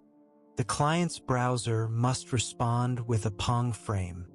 If the server does not receive a pong frame within 60 seconds, it marks the socket as dead, closes the connection, and releases the allocated memory and file descriptors. This active pruning ensures the cluster remains healthy and responsive. Furthermore, let us detail the stream join logic used in stream processing. When an order is ingested, The stream processor must verify that the user has enough collateral before forwarding the order to the matching engine. We perform this check by running a stateful stream join. We have two Kafka topics, orders and balance updates. The stream processor, built using Flink, reads from both topics. It maintains a local state store, typically backed by RocksDB, containing the current balance of each user. When a balance update event arrives, the processor updates the RocksDB state store. When an order event arrives, the processor performs a lookup in the RocksDB state store to check the user's available balance. If the balance is sufficient, the processor emits the order to the matched orders topic. Because Flink manages state locally on disk and in memory, this lookup completes in sub-milliseconds, ensuring that credit checks add negligible latency to the order processing pipeline. To prevent race conditions and lock contention, the matching engine uses the sequencer pattern. If multiple threads were allowed to modify the order book simultaneously, the engine would require complex locking mechanisms, leading to thread contention, deadlocks, and slow execution. Instead, the sequencer pattern routes all incoming order events, placements, cancellations, and modifications into a single-threaded queue. A single thread consumes events from this queue sequentially. Because only one thread is modifying the in-memory order book, there is no need for locks. The engine can process orders sequentially at extreme speeds, often exceeding hundreds of thousands of operations per second, with sub-millisecond execution times. If a match is found, the engine generates a trade execution report. This report is pushed to an outbound queue, where worker threads pick it up to update the databases, broadcast to WebSockets, and build the blockchain settlement transaction. To ensure users see these rapid price updates, the architecture deploys a real-time WebSocket streaming network. WebSockets provide a persistent, full-duplex communication channel over a single TCP connection, allowing the server to push data to the client without waiting for the client to request it. When the matching engine executes a trade or updates the order book, it publishes the update to a message channel. A cluster of WebSocket gateway servers subscribes to these channels. When a gateway server receives an update, it identifies which connected clients are subscribed to that specific market and broadcasts the update to their browsers. To manage this at scale, the WebSocket cluster must handle connection management and backpressure. During major events, a single WebSocket server might handle 50,000 concurrent connections. If the server tries to push every single order book update to every client, it will run out of network bandwidth and CPU cycles, and the client's browser will freeze trying to process the stream of updates. To solve this, the WebSocket gateway implements conflation, also known as rate limiting or throttling. Instead of sending every minor order book change instantly, the gateway buffers updates for a short interval, say 100 milliseconds. It merges the updates, calculating the latest top-of-book prices, and sends a single consolidated state update to the clients. This reduces network traffic and client-side rendering overhead while maintaining the perception of real-time responsiveness. Finally, let us tie these trading and matching engine designs to the concepts of stream processing and event logs described in Martin Kleppmann's Designing Data-Intensive Applications. In database architecture, we can think of the matching engine as a stream processor. An order book is not a static state. It is a materialized view of a stream of order events. The input stream consists of order placements, cancellations, and fills. The output stream consists of trade executions and price updates. This stream is managed using a distributed commit log, like Apache Kafka. When a user submits an order, the API gateway does not call the matching engine directly. It writes the order event to a Kafka topic called orders. Kafka writes this event sequentially to disk, ensuring it is durable and cannot be lost. The matching engine acts as a consumer of this Kafka topic. It reads the events in the exact order they were written. This design decouples the API gateway from the matching engine. If the matching engine needs to reboot, or if it runs slowly due to a sudden burst of traffic, the incoming orders are not lost. They queue up safely in Kafka. When the matching engine recovers, it reads the log from its last committed checkpoint, replaying the events to rebuild its in-memory order book state. This event sourcing pattern provides a crucial benefit: auditability and replayability.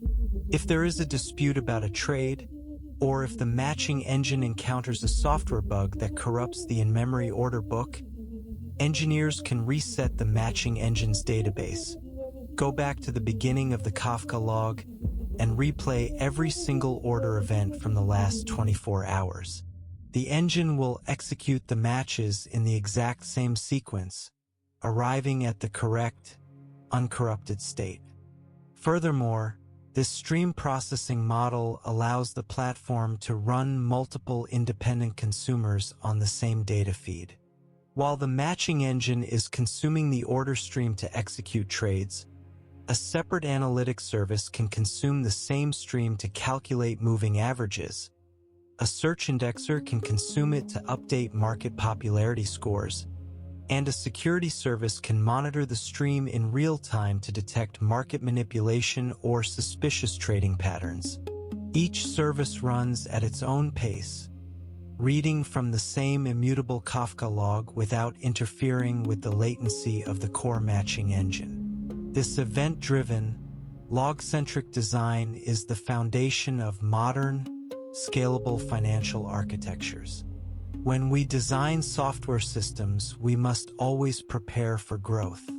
In the context of a prediction market, this growth is not a gradual, linear increase in traffic. Instead, it is characterized by extreme, volatile spikes. During a normal week, the platform might experience moderate trading volume and stable read traffic. But when a major global event occurs, such as a presidential election night, a sudden geopolitical crisis, or a high-stakes championship sports game, traffic does not double or triple. It explodes by a factor of 100 or even 1,000 in a matter of minutes. Millions of users log in to check the fluctuating odds, placing trades, modifying limit orders, and viewing live leaderboards. If the architecture cannot scale dynamically to handle this sudden avalanche of data, the platform will crash, lock out traders, and suffer severe reputational damage. Let us explore the system design strategies that allow a prediction market to scale horizontally, partition its databases, optimize caching networks, and manage the trade-offs between throughput and latency under extreme load. To understand how to scale this system, we must first follow the methodology of data-intensive systems design by defining our load parameters. In database and systems literature, load parameters are the specific metrics we use to measure the demands on our system. We cannot simply say the system is busy. We must quantify this load. For a prediction market, the key load parameters are: first, the rate of incoming API requests, measured in requests per second, which targets the gateway and portfolio services. Second, the rate of order placements and cancellations, measured in operations per second, which targets the matching engine and the Kafka ingest pipelines. Third, the number of concurrent open WebSockets connections, which determines the network connections and memory allocation on our streaming servers.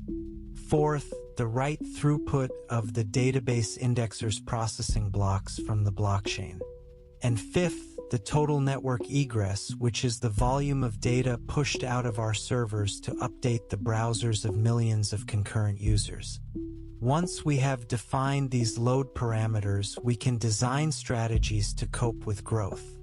The first step is to transition from vertical scaling, buying larger servers with more CPU and RAM, to horizontal scaling, which means adding more cheap servers to a distributed pool.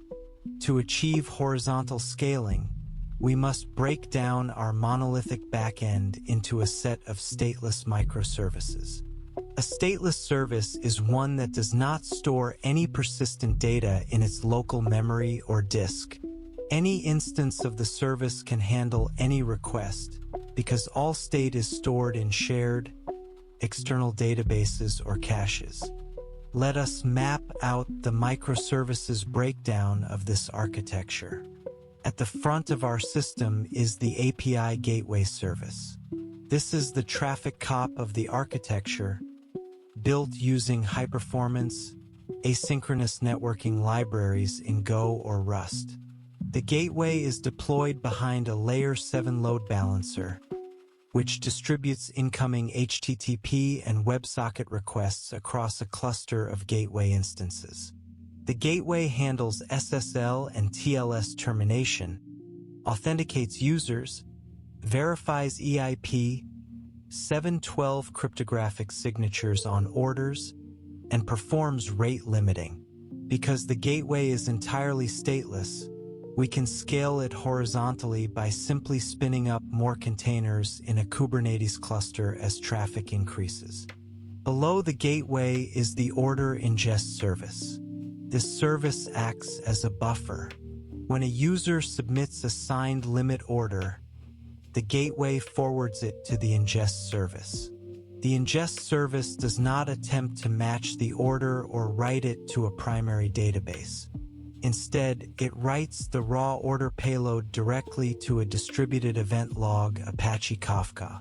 Writing to Kafka is an append-only sequential disk operation, which is extremely fast and scalable. By using Kafka as an entry buffer, we protect the rest of our backend services from being overwhelmed by a sudden spike in order volume. Kafka acts as a shock absorber, queuing up millions of orders safely. Let us explore the consistent hashing algorithm and the concept of virtual nodes in detail. When sharding our matching engine, we use consistent hashing to map markets to specific instances. In a traditional hashing sharding scheme, you might determine the instance index by taking the hash of the market ID modulo the number of active instances. While simple, this modulo-based sharding fails when the number of instances changes. If we have 3 instances and add a 4th to handle increased load, the modulo calculation for almost every market will yield a different result.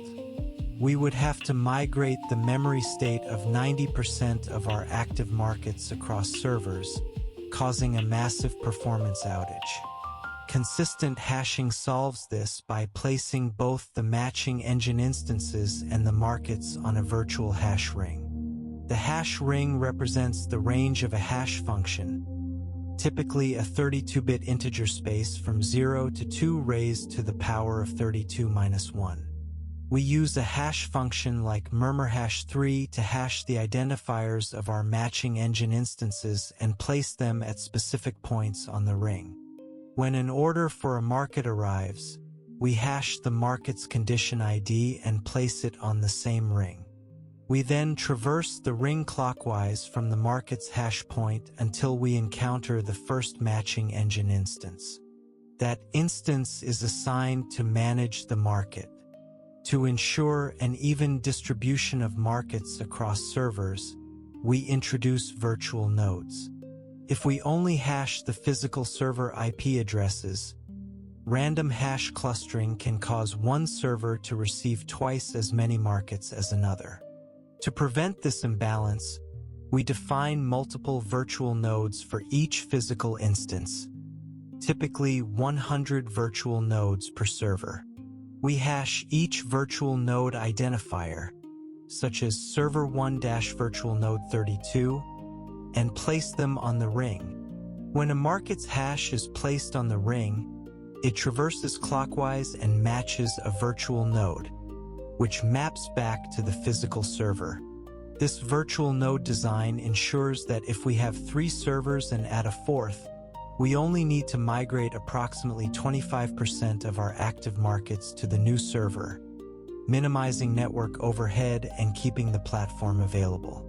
Let us also analyze the edge caching configuration and HTTP header mechanics. To achieve sub-second response times globally, we configure Cloudflare CDN using cache control headers. For public endpoints like market details, we set the header to cache control public, max age equals 1, stale while revalidate equals 5. The max age parameter specifies that the CDN edge server can serve the cached response directly to clients for 1 second. During this 1 second, no requests reach our origin servers. The stale while revalidate parameter specifies that if a client requests the market details between 1 and 5 seconds after the cache was populated, the edge server returns the stale cached response immediately. Simultaneously, the edge server triggers an asynchronous background request to our origin server to fetch the fresh market data and update the edge cache. If a request arrives after 5 seconds, the cache is marked as expired, and the request is routed synchronously to our origin. This stale while revalidate configuration guarantees that even under heavy read traffic, our origin servers experience at most 1 query every 5 seconds per edge location, while users receive near-instant responses. Furthermore, let us detail the horizontal pod autoscaler configuration using custom Prometheus metrics. By default, Kubernetes autoscaling relies on CPU or memory usage. However, for event-driven systems, CPU usage is a lagging indicator. If the matching engine becomes congested, the bottleneck might be network I/O or database locks, while the CPU remains low. If we only scale based on CPU, the autoscaler will fail to spin up new pods, and our processing queue will back up. To prevent this queue congestion, we scale our consumer pods based on Kafka consumer lag. Consumer lag is the difference between the latest message offset written by our producers and the offset processed by our consumers. We export this metric from our Kafka cluster using the Kafka lag exporter, which publishes it to Prometheus. We deploy the Prometheus adapter inside our Kubernetes cluster. The adapter registers itself as a custom metrics API server. We configure the horizontal pod autoscaler, or HPA, to query this custom metrics API, targeting the metric Kafka consumer lag value. We define our scaling threshold. If the consumer lag on our order placements topic exceeds 1,000 messages for more than 60 seconds, the HPA triggers a scale-out event, spinning up new instances of our consumer pods to drain the queue.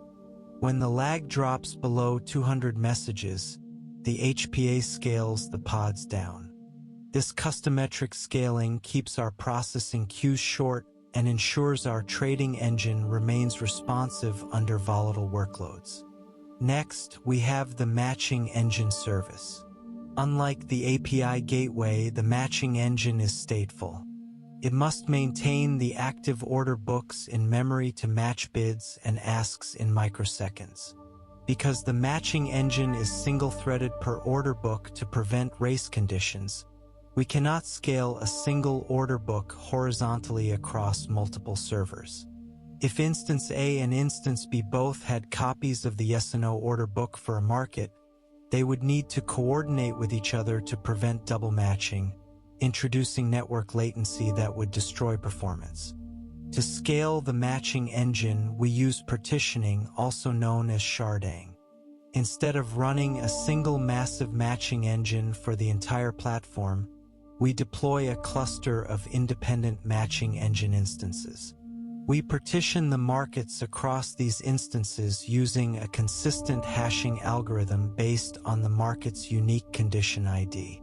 For example, all political markets are routed to matching engine instance 1, all sports markets to instance 2, and all financial markets to instance 3.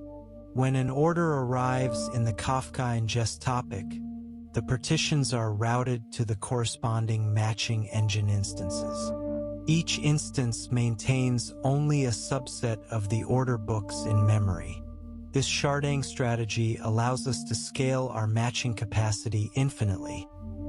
If we double the number of active markets, we simply add more matching engine instances and reshard the markets. Now let us examine the database tier, which is the most common bottleneck in any scale-up scenario. We use PostgreSQL to store our transactional data, like portfolios, matches, and historical ledger entries. Under heavy load, a single database server will run out of resources. To scale PostgreSQL, we deploy a combination of table partitioning and read-write replication. Table partitioning splits a large table into smaller, physical tables on disk, while presenting a single logical table to the application. For our trades table, which records every executed match, we use range partitioning based on time. We create a new partition table for every week or month. When the indexer writes a trade, PostgreSQL routes the write to the active partition. This provides a massive performance benefit. When indexes are updated, the database only needs to update the index of the current week's partition, which is small enough to fit entirely in the server's RAM. If we need to delete old history, we can drop an entire partition table instantly, which is much faster and less resource-intensive than running a massive delete query that locks rows and creates table bloat. To scale read capacity, we separate reads from writes using a primary replica architecture. The indexer service, which updates user balances and positions based on blockchain events, writes exclusively to the primary PostgreSQL instance. We deploy a cluster of read replicas that continuously copy data from the primary instance using asynchronous replication. The API instances that serve user dashboard requests and market details read exclusively from these replicas. This offloads read traffic from the primary instance, ensuring it has maximum CPU and I/O capacity for processing writes. However, asynchronous replication introduces a major distributed systems challenge: replication lag. Because it takes time for updates to travel from the primary database to the replicas, a user who just executed a trade might refresh their page and query a replica that has not yet received the update. The user would see their old balance, leading them to believe their trade failed. To solve this, the application layer implements read-after-write consistency. When a user performs a write action, like executing a trade, the backend sets a temporary cookie in the user's browser containing the transaction timestamp or block height. When the browser makes subsequent read requests, the API checks this cookie. If the replica database has not caught up to the block height in the cookie, the API routes the query to the primary database instead. If the replica has caught up, the query is served by the replica. This ensures the user always sees their own updates instantly, while the rest of the read-heavy public traffic is served by the scalable replicas. Next, let us analyze the caching layers, CDNs, and rate-limiting systems that protect our origin servers. Caching is not just about performance. It is a critical scaling tool. We deploy a global content delivery network, Cloudflare, at the edge of our network. The CDN acts as a reverse proxy, intercepting all HTTP requests before they reach our cloud infrastructure. The CDN caches the static web page, JavaScript bundles, and public JSON API payloads. For highly popular markets, we use edge caching with a technique called stale while revalidate. When a user requests a popular market status, the CDN edge server returns the cached payload immediately, even if the cache has expired by a few seconds. In the background, the edge server sends an asynchronous request to our origin server to fetch the fresh data and update the edge cache. This ensures the user gets a sub-100 millisecond response, and the origin server is shielded from the read traffic. To protect the APIs from abuse, scraping, and distributed denial of service attacks, we implement rate limiting at the API gateway. The rate limiter determines how many requests a specific IP address or authenticated user ID can make in a given window. We implement this using a Redis-backed token bucket algorithm. Each user has a virtual bucket in Redis that fills with tokens at a steady rate. Every API call consumes a token. If the bucket is empty, the gateway rejects the request with an HTTP status code 429, representing too many requests. By using Redis, the rate limiter can check and decrement tokens in a single atomic operation, ensuring that rate limiting adds negligible latency to the request path. Let us now discuss the fundamental trade-offs between throughput and latency that shape the engineering decisions in this architecture.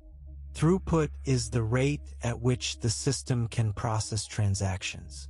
Latency is the time it takes to process a single transaction from start to finish.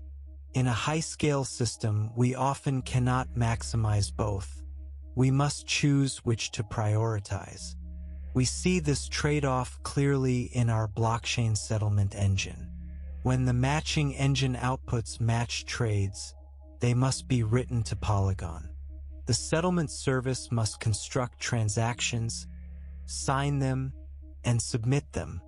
If we prioritize latency, we submit each trade as an individual transaction instantly. The trade is settled on-chain in 2 seconds. However, this has low throughput and is extremely expensive, as we pay gas fees for every single transaction header and signature verification on-chain. If traffic spikes, Polygon's validators will become congested, gas fees will rise, and our settlement queue will back up, causing latency to degrade.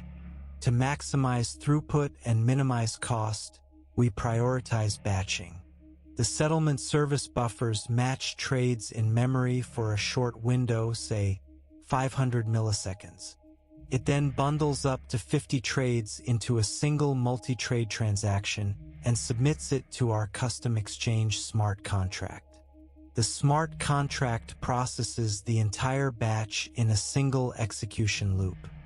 This design increases throughput by 50 times and reduces gas costs by more than 80%, because the transaction overhead and signature verification costs are shared across 50 trades. The trade-off is a slight increase in latency. A trade might wait in the buffer for an extra half-second before being submitted. During high-volatility events, this batching strategy is the only way to prevent our blockchain settlement pipeline from being completely overwhelmed. Finally, let us look at the cloud hosting environment. The microservices are packaged as Docker containers and orchestrated using Kubernetes, running on cloud infrastructure like AWS or Google Cloud. We configure Kubernetes to use horizontal pod autoscaling. The system monitors metrics like CPU utilization and Kafka consumer lag. If the CPU usage of the API gateway cluster exceeds 70%, or if the consumer lag on our Kafka topic starts to grow, Kubernetes automatically spins up new containers, scaling the cluster out. When traffic subsides, the autoscaler terminates the extra containers to save costs. To manage stateful resources, we use managed cloud services, Amazon MSK for Kafka, and Amazon Elasticache for our Redis clusters. These managed services handle the complexities of multi-availability zone replication, failover, and hardware provisioning, allowing our engineering team to focus on the application logic. The core lesson from Martin Kleppmann's work is that scalability is not something you add to a system after the fact. It must be built into the foundation. By decoupling services using Kafka, sharding the matching engine, partitioning and replicating databases, and aggressively caching at the edge, we build a system that can absorb the massive spikes of global prediction markets while maintaining low latency execution and high availability. In the world of financial systems, reliability is not a luxury. It is a fundamental operational requirement. When users commit their hard-earned money to a prediction market, they expect the system to be available 24 hours a day, 7 days a week. An outage during a critical event, like a major sports match or an election, does not just frustrate users. It locks them out of their positions, prevents them from hedging their risks, and can lead to massive financial losses. To prevent this, architects must design the system to be fault-tolerant, assuming that every single component, from hard drives and cloud servers to external blockchains and third-party oracles, will eventually fail. Let us examine how we build redundancy into this hybrid system, how we handle blockchain and oracle outages, how wallet security and anti-front-running mechanisms protect user assets, and how chaos engineering and monitoring ensure long-term resilience against hardware, software, and human errors. We begin with the concept of uptime and redundancy. In high-availability engineering, the goal is often to achieve 5 nines of availability, which equates to less than 5 minutes of downtime per year. To achieve this, we must build a system with no single point of failure. This requires redundancy at every layer. At the network layer, we use global DNS routing to distribute traffic across multiple geographic cloud regions. If an entire cloud data center goes offline due to a natural disaster or network cut, the DNS layer automatically detects the failure and reroutes all user traffic to a healthy secondary region.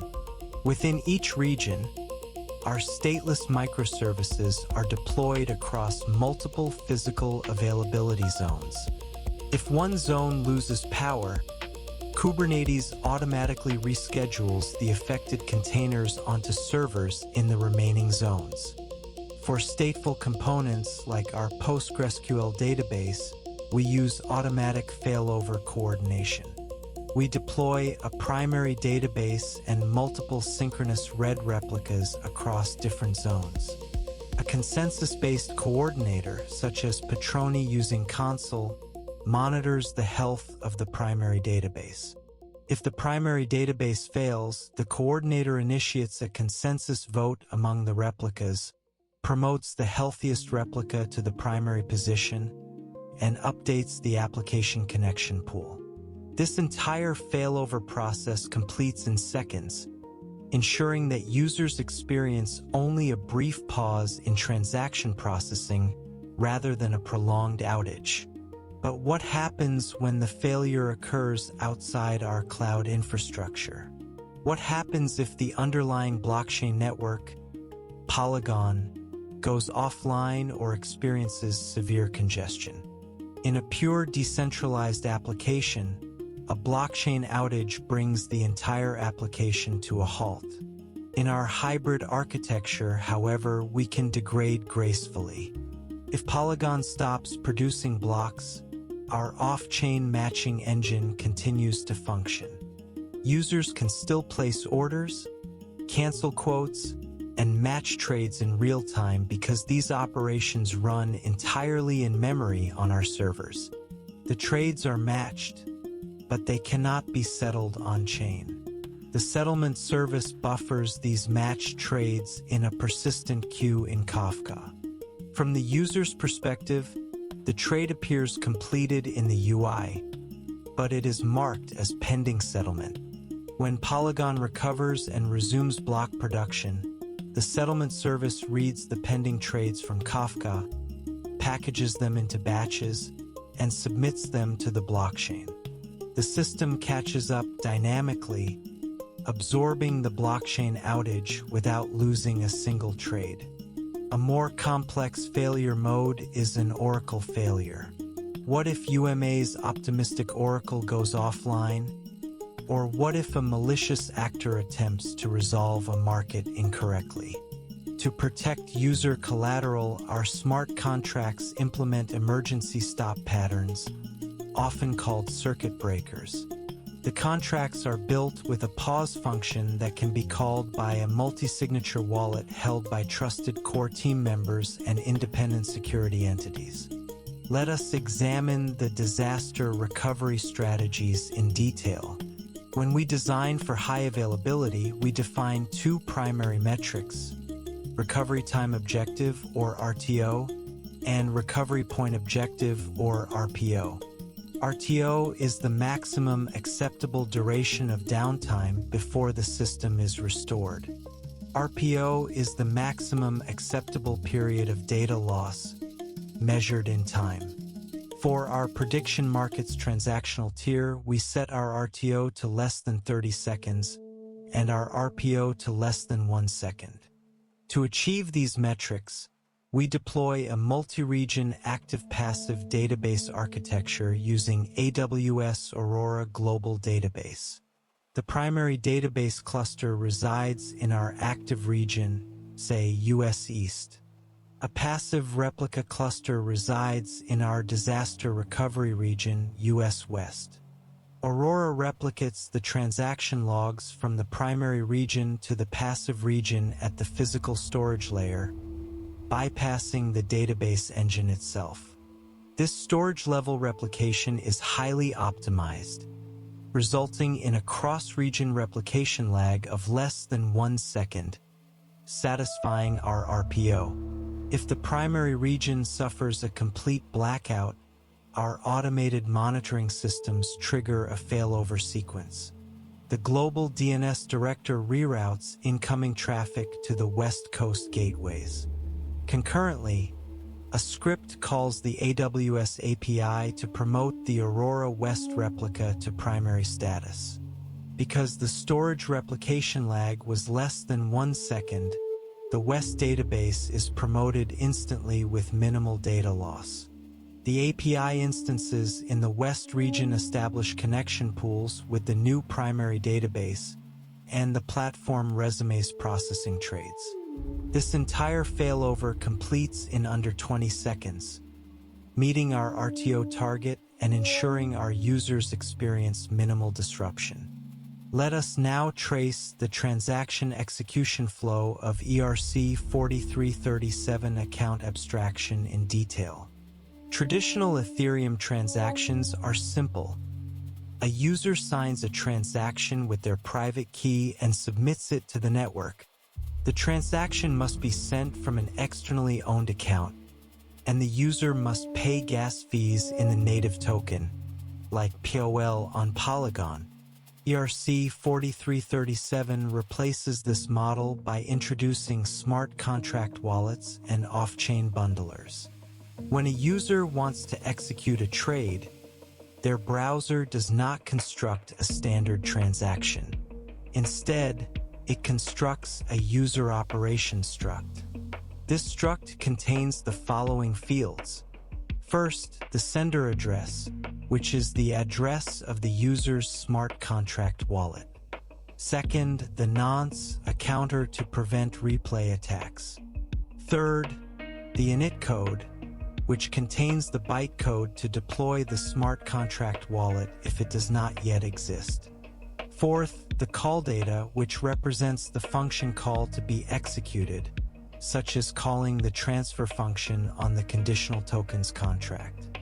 Fifth, the call gas limit, verification gas limit, and pre-verification gas, which specify the gas limits for different phases of execution.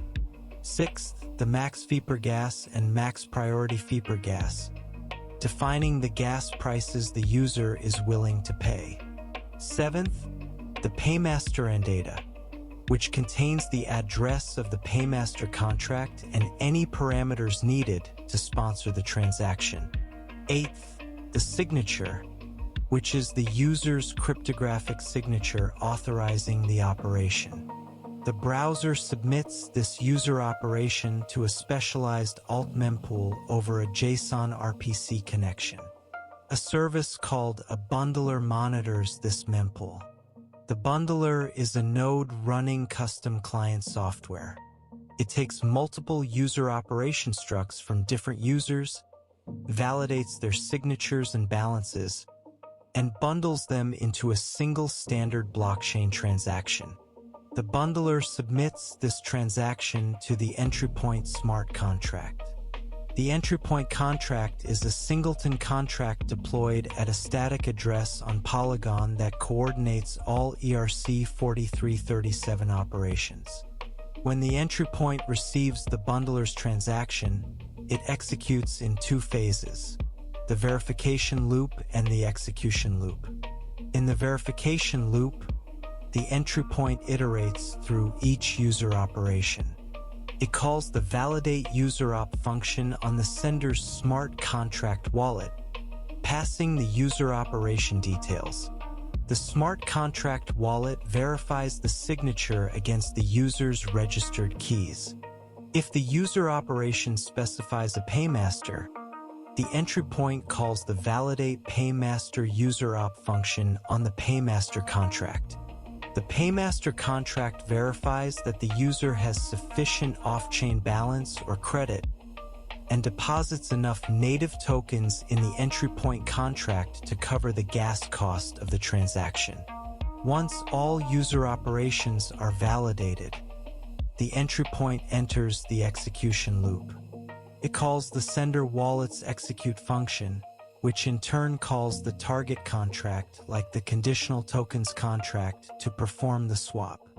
Once execution is complete, the entry point calculates the actual gas consumed by the transaction and transfers the corresponding native tokens from the paymaster's deposit to the bundler's address as a reward for submitting the transaction.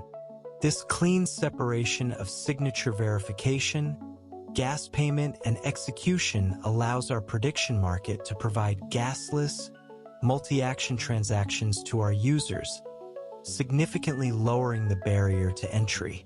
If a critical Oracle failure or smart contract exploit is detected, the admin calls the pause function, freezing all token transfers, trades, and redemptions. This locks the collateral safely in the contract vault, preventing an attacker from draining the funds. Once the issue is resolved or a contract patch is deployed, the contract is unpaused and normal operations resume. Let us now discuss user security and wallet integration. In traditional Web 2 applications, security is managed using usernames, passwords, and two-factor authentication. In Web 3, the user's identity is their wallet address, and transactions are authorized using private keys.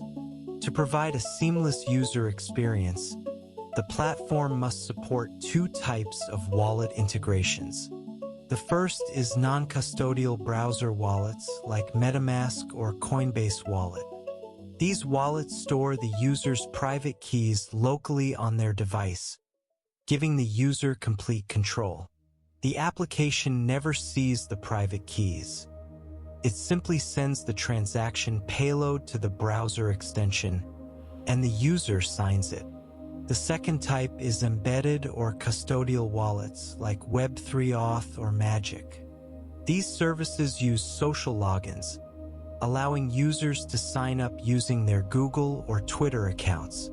Under the hood, these services use multi-party computation or MPC to split the private key into multiple shares.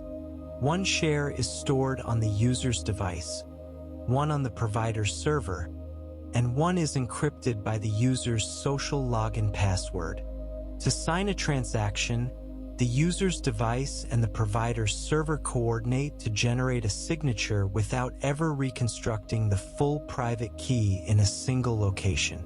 This provides the ease of use of a Web2 login with the security guarantees of a non-custodial wallet. To enhance security further, modern prediction architectures are adopting account abstraction, as defined in ERC 4337. Account abstraction replaces traditional externally owned accounts, or EOAs, with smart contract wallets. This introduces powerful security features. First, it enables gasless transactions. A third-party service called a paymaster can sponsor the gas fees for the user, allowing them to trade without needing to hold native tokens like POL. Second, it supports transaction batching, allowing a user to approve a token transfer and execute a trade in a single atomic transaction. Third, it supports social recovery. If a user loses their private key, a group of trusted guardians, such as friends or institutional services, can submit a transaction to update the owner key of the smart contract wallet, preventing permanent loss of funds. Another security challenge is anti-front running at the settlement layer. Even though our off-chain matching engine prevents front running on our servers, once the match trades are sent to Polygon, they enter a public transaction pool. A malicious validator could see our settlement transaction and attempt to front-run the transfers on-chain. To prevent this, our settlement engine uses private transaction relays. These relays, similar to flashbots on Ethereum, allow us to submit our settlement transactions directly to cooperative validators, bypassing the public mempool entirely. The validator includes the transaction in the block without showing it to the public, eliminating the risk of sandwich attacks or MEV front-running. Furthermore, we must address compliance and KYC/AML considerations. Because prediction markets involve financial risk, regulatory frameworks require the platform to prevent access from restricted jurisdictions. We implement this compliance check at the API gateway. When a user attempts to connect, the gateway queries compliance APIs like Kinalysis or TRM Labs, passing the user's IP address and wallet address. These APIs check the wallet against lists of sanctioned entities, hackers, and money launderers. If the wallet is flagged, the gateway blocks the connection and rejects any attempt to place orders. This ensures the platform remains compliant while keeping the core blockchain ledger permissionless. To prove that our systems can survive these complex failures, we practice chaos engineering. Chaos engineering is the discipline of experimenting on a system in production to build confidence in its capability to withstand turbulent conditions. We run automated chaos experiments during periods of low traffic. We use tools like Chaos Mesh to randomly terminate Kubernetes pods, inject network latency between our microservices, disconnect Redis cache instances, or block access to the Polygon RPC nodes. We monitor our system metrics to verify that the application degrades gracefully. For example, if a Redis replica dies, the application should automatically fail over to another replica without throwing errors to the user. If these chaos experiments reveal vulnerabilities, we update our architecture to handle those edge cases. To detect failures in real time, we deploy a comprehensive monitoring and observability stack. We use Prometheus to collect time series metrics from all our microservices, databases, and servers. These metrics include request latency, CPU usage, database connection pool size, and Kafka consumer lag. We visualize these metrics on Grafana dashboards. We use Jaeger for distributed tracing, which tracks the path of a single user request as it travels through our microservices. If a user complains that a portfolio load is slow, Jaeger allows us to identify exactly which database query or microservice call caused the delay. We use Loki for log aggregation, collecting system logs from all containers in a centralized search index. Finally, let us tie these reliability concepts to Martin Kleppmann's Designing Data-Intensive Applications. Kleppmann defines reliability as the system's ability to perform its required functions correctly and efficiently, even in the face of adversity. Adversity can come in three forms: hardware faults, software faults, and human errors. Hardware faults, like disk failures or network cuts, are inevitable. We handle them by building redundancy and automatic failover into every layer of our infrastructure. Software faults, like unhandled exceptions, memory leaks, or database locks, are more difficult to predict. We mitigate them by decoupling our services using Kafka, ensuring that a software failure in one service does not cascade and bring down the entire system. We also write extensive unit, integration, and end-to-end tests, running them in automated CI/CD pipelines before deployment. Human errors are the leading cause of outages in modern systems. Operators might misconfigure a database, push buggy code, or run a destructive command in production. To protect the system from human error, we follow three principles. First, declarative configuration. All infrastructure is defined as code using Terraform, ensuring that environments are reproducible and changes are reviewed through pull requests. Second, sandboxing. We test all changes in staging environments that mimic production, and we run automated integration tests. Third, rapid rollbacks. If a bug is deployed, our Kubernetes cluster supports rolling updates, allowing us to roll back to the previous stable version in seconds. By building a system that assumes faults will happen and designing architectures to isolate and degrade them gracefully, we ensure that our prediction market remains reliable and secure under the heaviest global loads. When we build a hybrid application that bridges off-chain databases and on-chain smart contracts, we are immediately confronted with the hardest problems in distributed systems: replication, consistency, and coordination. In a single database system, keeping data consistent is relatively simple. But when our application state is replicated across a global cluster of API servers, cached in multiple Redis nodes, indexed in PostgreSQL RED replicas, and anchored to a decentralized blockchain like Polygon, keeping all these copies in sync becomes a monumental challenge. A failure in our replication logic or a misunderstanding of consistency boundaries can lead to catastrophic bugs. Users seeing incorrect balances, double spending their collateral, or executing trades based on stale market prices. Let us take a deep dive into the replication patterns of modern distributed systems, explore how the CAP theorem applies to hybrid prediction markets, examine the challenges of cross-chain synchronization, and analyze how replication lag, quorum reads, and the limits of physical clocks shape our software architecture. Let us begin with data replication, which is the process of keeping copies of the same data on multiple machines connected by a network. In database literature, as detailed in Martin Kleppmann's Designing Data-Intensive Applications, there are three primary replication models: leader-follower, multi-leader, and leaderless. In our off-chain relational database tier, we use the leader-follower pattern, also known as primary replica replication.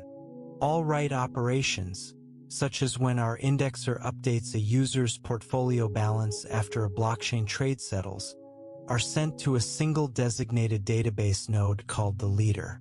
The leader writes the change to its local storage and appends the operation to its replication log.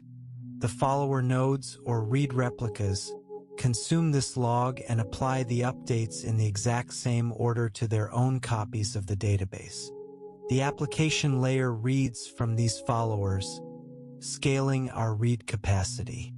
While this model is simple and widely supported, it relies on a single leader for writes. If the leader dies, we must halt writes or promote a follower, which introduces failover complexity. In contrast, the underlying blockchain network, Polygon, uses a Byzantine fault-tolerant, leaderless replication model. There is no single primary node that controls writes. Instead, every validator on the network acts as a peer. When a user submits a transaction, it is broadcast to all validators. The validators run a consensus protocol to agree on the ordering of transactions within a block. Once a block is agreed upon, every validator processes the transactions sequentially to update their local copy of the blockchain state. This leaderless Byzantine model provides extreme write availability and censorship resistance. Even if half the validators are offline or malicious, the network continues to replicate data correctly. However, this model is extremely expensive and slow compared to our off-chain leader-follower database. This brings us to consistency models and how we design our application around the CAP theorem. The CAP theorem states that a distributed data store can simultaneously provide at most two of the following three guarantees. Consistency, which means every read receives the most recent write or an error. Availability, which means every non-failing node returns a non-error response without guaranteeing it contains the most recent write.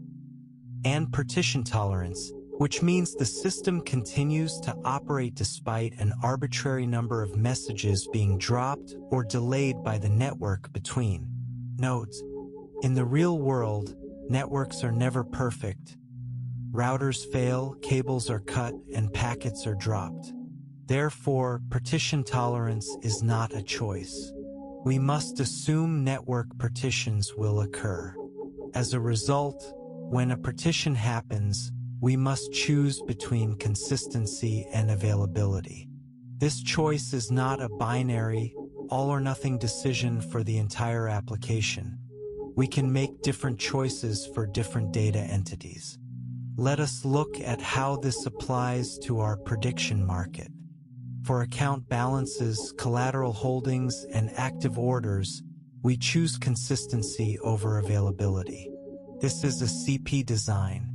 If our API servers lose connection to the blockchain or to our primary database, we cannot guarantee that a user's balance is correct. If we allowed trading to continue under these conditions, a user could double spend their USDC. They could buy outcome shares on one server and, before that transaction replicated, spend the same USDC to buy different shares on another server. To prevent this, the gateway rejects trades and order placements if it cannot establish a strongly consistent connection to the primary database. The system becomes unavailable for writes, prioritizing correctness. However, for market views, search indexes, historical charts, and leaderboards, we choose availability over consistency. This is an AP design. If a red replica lags behind the primary database by a few seconds due to network congestion, we do not shut down the platform. We allow users to load the page and view the market, even if the price chart is slightly out of date. The user sees eventually consistent data. As soon as the network partition resolves and the replication queue drains, the replicas catch up, and the data becomes consistent again. By relaxing our consistency requirements for reads, we maximize system availability and provide a smooth user experience.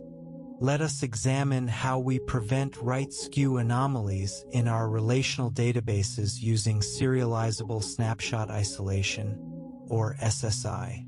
In database literature, a write skew is a type of race condition that violates a business constraint where two concurrent transactions read the same data, make a decision based on that data, and then write updates that are individually valid but collectively violate the constraint.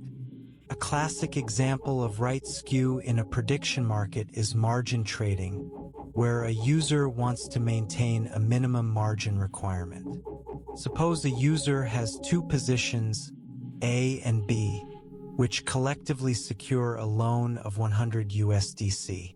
The rule is that the combined value of A and B must remain above 100 USDC. Suppose position A is worth 60 USDC and position B is worth 50 USDC, for a total of 110 USDC. The user submits two transactions at the exact same millisecond. Transaction 1 sells position A, and Transaction 2 sells position B. Transaction 1 reads the database state in snapshot isolation. It sees that position A is 60 and position B is 50, totaling 110. Since selling A leaves 50 USDC of collateral, which is above the minimum required if we only evaluate Transaction 1, the transaction proceeds. At the same millisecond, Transaction 2 reads the same database snapshot. It sees the same balance of 110. Since selling B leaves 60 USDC of collateral, Transaction 2 also proceeds. Both transactions commit. The database now shows that both position A and position B have been sold, leaving the user with zero collateral, which violates our minimum margin constraint. If we use standard snapshot isolation, this write skew occurs because the transactions do not block each other. They write to different rows. Transaction 1 writes to row A, and Transaction 2 writes to row B. No lock is shared. To prevent this, PostgreSQL implements serializable snapshot isolation. SSI does not block transactions using heavy locks. Instead, it allows transactions to run concurrently, but tracks when a transaction reads a value that is subsequently overwritten by another transaction. This tracking is managed using SIRAD locks. SIRAD locks are lightweight memory flags that represent a read dependency. When Transaction 1 reads row A, the database creates a SIRAD lock. When Transaction 2 writes to row B, the database checks for read dependencies. If the database detects a cycle of dependencies, where Transaction 1 read data that Transaction 2 wrote, and Transaction 2 read data that Transaction 1 wrote, it identifies a serialization anomaly. The database aborts one of the transactions with a serialization failure error code, forcing the application to retry the transaction. This ensures that the execution is equivalent to serial execution, preventing write skew and protecting the collateral integrity. Let us also dissect the mechanics of the Raft consensus algorithm, which manages our database cluster leadership. Raft is a consensus protocol designed for managing a replicated log. A Raft cluster consists of an odd number of nodes, typically 5. A node can be in one of 3 states: leader, follower, or candidate. Under normal operation, there is exactly one active leader node, and the rest are followers. The leader handles all client writes, appends them to its log, and replicates them to the followers. The followers simply apply the log entries sent by the leader. To detect leader failure, followers rely on heartbeats. The leader sends periodic heartbeat messages to all followers. If a follower does not receive a heartbeat within a randomized timeout window, typically between 150 and 300 milliseconds, it assumes the leader has died. The follower transitions to the candidate state and initiates a leader election. The candidate increments the term counter, which represents a logical epoch. It votes for itself and sends a request vote RPC to all other nodes in the cluster. Each node can vote for at most one candidate per term on a first-come, first-served basis. To prevent candidate split votes, Raft uses randomized election timeouts, ensuring that one candidate will time out and request votes before the others. If a candidate receives votes from a majority of the nodes in the cluster, it becomes the new leader. It immediately broadcasts heartbeat messages to assert its leadership and prevent other nodes from starting new elections. This majority quorum requirement is the core security guarantee of Raft. Since any winning candidate must receive votes from a majority of nodes, and any two majority groups must share at least one node, the winning candidate is guaranteed to have the most up-to-date log entry of the previous term. This prevents split brain and ensures log consistency across leadership transitions. Now let us examine the challenges of cross-chain and multi-oracle synchronization. As prediction markets grow, they expand to multiple blockchains. A market might be deployed on Polygon, but its outcome might depend on events or data stored on Ethereum mainnet or another Layer 2 network like Arbitrum. Furthermore, we might use multiple independent oracle networks to verify the same event to prevent single oracle risk. Synchronizing state across different blockchains is a major distributed systems challenge because blockchains cannot naturally communicate with each other. To solve this, we use cross-chain state relays and decentralized messaging protocols like Layer 0 or Chainlink CCIP. These protocols use a combination of on-chain smart contracts and off-chain relayer networks. When an event occurs on Ethereum, a contract emits a state update. The off-chain relayer network catches this event, waits for block finality on Ethereum, and constructs a cryptographic proof of the transaction. The relayer then submits this proof to a receiver contract on Polygon. The receiver contract verifies the proof against the latest Ethereum block header, which is continuously updated on Polygon, and applies the state change. This cross-chain messaging introduces significant latency. Waiting for transaction finality on Ethereum can take up to 15 minutes.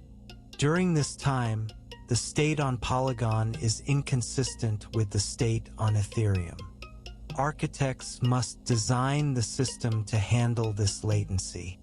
For example, when a cross-chain vote is in progress, the market on Polygon must remain paused, preventing users from trading on stale information while the cross-chain message is in transit. Let us now dive deeper into the anomalies of replication lag in leader-follower systems, as described in DDIA. When reads are served by replicas and writes are processed by the leader, any delay in replication, known as replication lag, can lead to three major consistency anomalies: reading your own writes, monotonic reads, and consistent prefix reads. The first anomaly is the violation of read your own writes consistency. Imagine a user deposits 50 USDC into their account. The write is applied to the primary database. The user is immediately redirected to their portfolio page, which queries a read replica. If the replica lags behind the leader by 1 second, the user's deposit will not appear. The user will think their deposit was lost and submit it again. To prevent this, we must guarantee write-to-read consistency. As discussed earlier, We track the user's writes off-chain and route their reads to the leader database until we are certain the replicas have caught up to the block or transaction timestamp of their last write. The second anomaly is the violation of monotonic reads. Imagine a user refreshes the page multiple times. The load balancer routes their first request to replica A, which has a replication lag of 1 second. The user sees that a share price is 60 cents. The user refreshes again, and the load balancer routes the request to replica B, which has a replication lag of 5 seconds. The share price suddenly drops to 55 cents. The user refreshes a third time, and the request goes to replica A, showing 60 cents again. To the user, time appears to be running backward. Monotonic reads consistency guarantees that if a user sees an update at time t, they will never see an older state at a later time. We enforce this by using sticky sessions. We hash the user's IP address or session token to ensure that all their requests are routed to the same replica database instance. If that replica is lagging, the user's view remains stable, preventing backward in time anomalies. The third anomaly is the violation of consistent prefix reads. If a sequence of writes occurs in a specific order, anyone reading those writes must see them in the same order. In a sharded database, if different partitions replicate independently, one partition's update might arrive before another's, violating causal ordering. We prevent this by ensuring that causally related events, like an order placement and its matching execution, are written to the same partition, preserving their sequential order in the replication log. Finally, we must address the trouble with distributed systems, specifically the limits of physical clocks and the split-brain problem. In a prediction market, time is critical. Markets have strict expiration times. An order placed at 5 o'clock is valid, but an order placed at 5:01 is expired. To determine the order of events, systems rely on physical clocks on their servers. However, physical clocks are notoriously unreliable. Server clocks use quartz crystal oscillators, which drift over time due to temperature changes and hardware age. To keep clocks in sync, servers use the Network Time Protocol, or NTP, which periodically queries GPS or atomic clocks. But NTP synchronization can jump backward or forward, or fail entirely if the network is congested. If server A's clock drifts ahead of server B's clock by 100 milliseconds, server A might reject a valid order because it thinks the market has expired, while server B accepts it. To handle clock drift, we never use physical wall clock time for determining transaction ordering or market resolution. Instead, we use logical clocks such as Lamport timestamps or blockchain block numbers. A block number is a monotonically increasing counter. We define market expiration not by a physical time, but by the block number that corresponds to that time. Because block numbers are agreed upon by consensus, they provide a reliable, globally consistent logical timeline that is immune to server clock drift. The split-brain problem occurs when a network partition divides our database cluster into two parts. If both parts think they are the active leader, they will both accept writes, leading to conflicting data that is impossible to reconcile without data loss. To prevent split-brain, we use consensus algorithms like Raft to manage database leadership. Raft requires a strict majority or quorum of nodes to elect a leader. If a database node loses connection to the majority of the cluster, it automatically steps down from the leader role. This ensures that at any given moment, there is at most one active leader database in our cluster, preserving data integrity in the face of network partitions. By understanding and designing for these distributed challenges, we build a prediction market that remains stable, consistent, and correct under all network conditions. In the third part of Martin Kleppmann's Designing Data-Intensive Applications, the focus shifts from databases that store data to systems that process data. A modern prediction market is not just a place where trades are matched and settled. It is a massive producer of data. Every order placed, trade executed, page viewed, and search query entered is an event. To build a successful platform, we must convert this raw stream of events into derived data. We need to calculate real-time trading volumes, generate historical price candles, detect trending markets, build recommendation engines, and produce regulatory reports. Doing this requires us to design data processing pipelines that span both real-time stream processing and offline batch processing. Let us explore the analytics pipelines of a prediction market, compare the mechanics of batch and stream processing, analyze how trending markets are calculated, and examine the concept of derived data systems. We begin with the overall analytics pipeline architecture. To process data efficiently, we design a system that splits data processing into two distinct paths. This is a classic pattern in data engineering, often implemented as a Kappa architecture. All events, such as a trade matching on-chain, a user clicking on a market, or a price update in the matching engine, are written to a centralized event streaming platform, Apache Kafka. From Kafka, the data flows in two directions: the fast path, which is real-time stream processing, and the slow path, which is batch processing. Let us first examine the fast path, real-time stream processing. A stream is an unbounded, continuously growing dataset that represents events as they happen in time. To process these streams, we use stream processing engines like Apache Flink or Kafka Streams. The goal of stream processing is low latency. We want to calculate metrics and update views in seconds or milliseconds. A primary use case for stream processing is calculating real-time trading volumes and price candles. When a trade event occurs, it contains a timestamp, a price, and a quantity. To generate a candlestick chart, which shows the open, high, low, and close prices over a specific interval, like 1 minute, the stream processor must group the incoming trade events into time windows.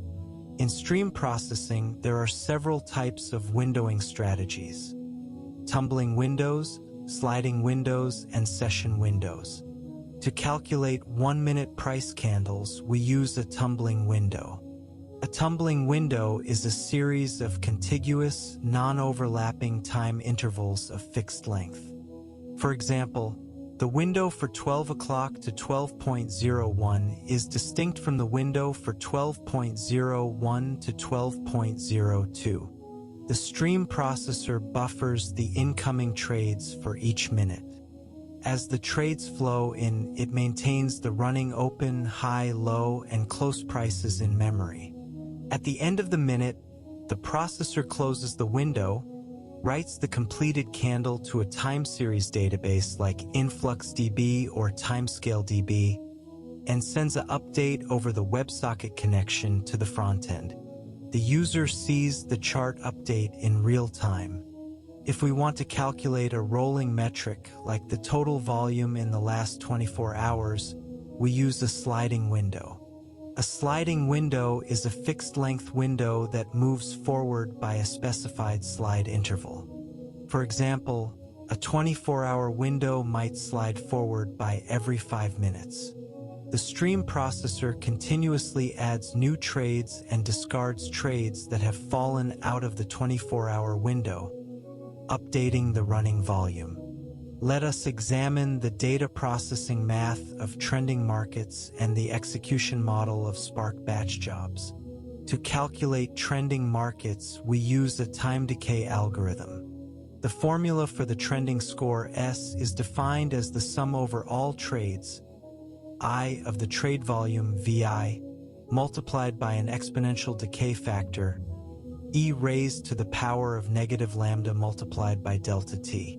Delta t is the difference between the current time and the trade timestamp, t minus ti. Lambda is the decay constant, which determines how quickly old volume loses its weight. If we choose a half-life of 1 hour, lambda is calculated as the natural logarithm of 2 divided by 3,600 seconds. This means that a trade executed exactly 1 hour ago is worth 50% of its original volume, while a trade executed 2 hours ago is worth 25%. To compute this score in real time, a stream processor running Flink consumes the trade stream. Because we cannot reevaluate every trade in history for every score calculation, the processor uses an incremental window aggregation. It divides time into 5-minute slices. For each slice, it aggregates the volume. It then updates the trending score by multiplying the previous score by the decay factor for the 5-minute step and adding the new slice volume. This keeps the computation constant time and highly scalable, updating the database in milliseconds. For offline batch analytics, we run Apache Spark. Spark distributes data processing across a cluster of worker nodes. When we run a query to calculate user profit and loss over the last year, Spark reads the trades table from our data lake on S3. The trades are partitioned on S3 by date. Spark uses a directed acyclic graph, or DAG, to represent the execution plan. The first step is a map operation where each worker reads a partition of trades and filters out canceled orders. The worker then groups the trades by user wallet address. This grouping requires a shuffle operation. In distributed database systems, a shuffle is the process of redistributing data across nodes so that all rows with the same key, in this case the user wallet address, are located on the same physical machine. Shuffling is the most expensive operation in batch computing, as it requires writing data to local disk, sending it over the network to other nodes, and merging the sorted files. To optimize the shuffle, we use bucket partitioning. When we write our raw trades to the data lake, we pre-bucket the files by user wallet address. This means that all trades for a specific user are guaranteed to be in the same file. When Spark runs the batch job, it reads the pre-bucket files, and the worker can perform the grouping locally in memory without shuffling data over the network. This reduces the batch runtime from hours to minutes, lowering cloud compute costs and accelerating report delivery. Let us also contrast this event-driven change data capture model with the dual writes anti-pattern. In a dual writes architecture, if a user places an order, the application writes to the SQL database and then writes to the search index. If the database write succeeds but the search write fails, the search index becomes out of sync. Even if the search write succeeds, if two concurrent transactions update the same row in different orders on the database and the search index, the final states will diverge. Using change data capture, the write-ahead log of the SQL database is the single source of truth. The database engine writes to the WAL before applying changes to the tables. A daemon like Debezium streams these WAL updates to Kafka. The search indexer consumes from Kafka and applies the updates. Since Kafka maintains a single, ordered queue, the search indexer is guaranteed to apply the updates in the exact same sequence as the database. achieving eventual consistency without write conflicts or dual write failures. Now let us examine the slow path, batch processing. In database systems, batch processing operates on bounded datasets, which are fixed, complete collections of historical data. Batch jobs run periodically, typically every hour, day, or week, using distributed processing frameworks like Apache Spark. Why do we need batch processing if we have real-time stream processing? The trade-off is between throughput, cost, and absolute correctness. Stream processing is optimized for low latency, but it requires continuous computation and memory. Processing billions of historical records in real time is prohibitively expensive. Furthermore, stream processing can suffer from late-arriving data. If a network delay causes some trade events to arrive after a stream window has closed, the stream processor might calculate an approximate result. Batch processing, however, operates on finalized data stored in a data lake, such as Amazon S3, or a columnar data warehouse like ClickHouse. A batch job does not run continuously. It starts, reads the entire dataset for the previous day, runs complex aggregations, and writes the output. Because the dataset is fixed and complete, batch processing is highly deterministic and can calculate exact figures. We use batch processing for tasks that do not require sub-second latency but demand absolute correctness and high throughput. For example, generating end-of-day financial reports for tax compliance, calculating the platform-wide daily active users, auditing smart contract balances against off-chain portfolios, and running machine learning models to detect fraud or market manipulation. A batch pipeline might read all trades from the past year, group them by user, and calculate the lifetime return on investment for every user. Running this query on a transactional database would crash it. Running it as a nightly batch job on ClickHouse takes seconds and costs cents. An interesting application of analytics in prediction markets is calculating trending markets. Trending markets are those experiencing a sudden surge in interest.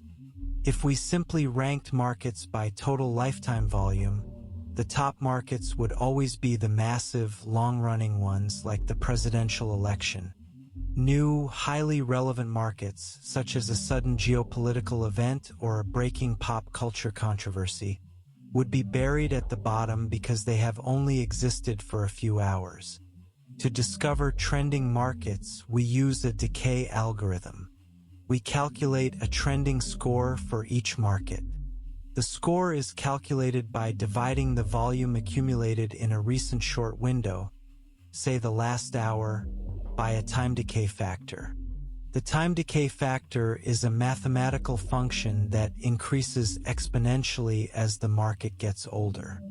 This means that volume generated in the last 10 minutes contributes heavily to the score, while volume generated yesterday has almost no impact.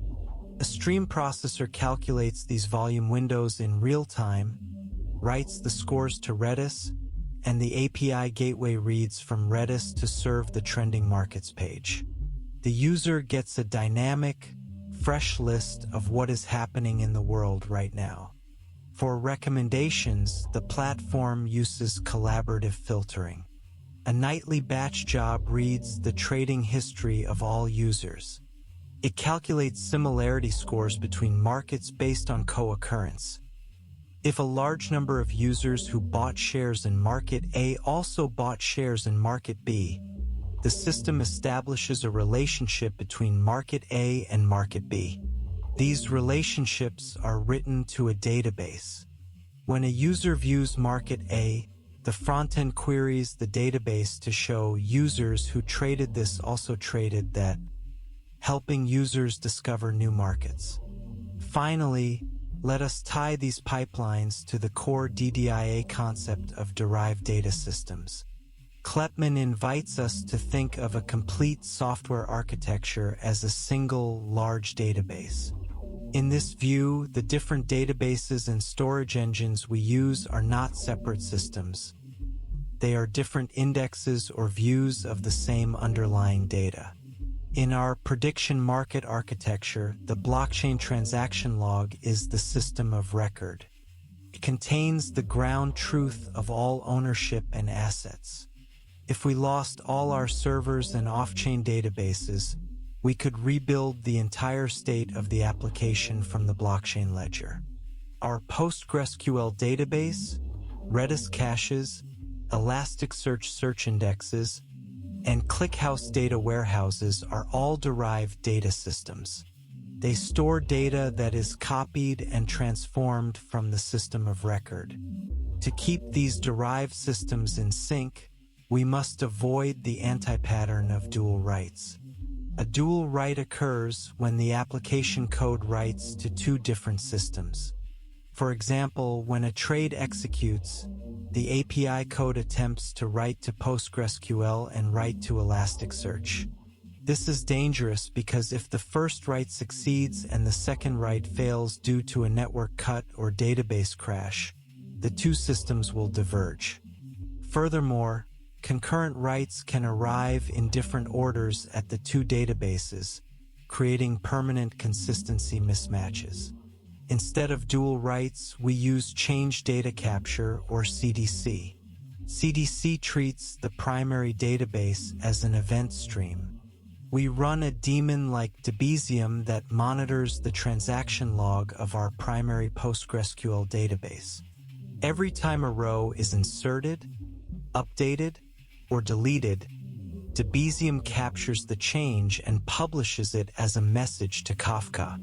Our Elasticsearch indexers and ClickHouse loaders consume from this Kafka topic.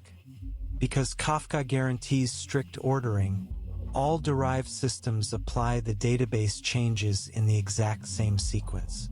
If an indexer fails, it simply resumes reading from its last Kafka checkpoint when it recovers.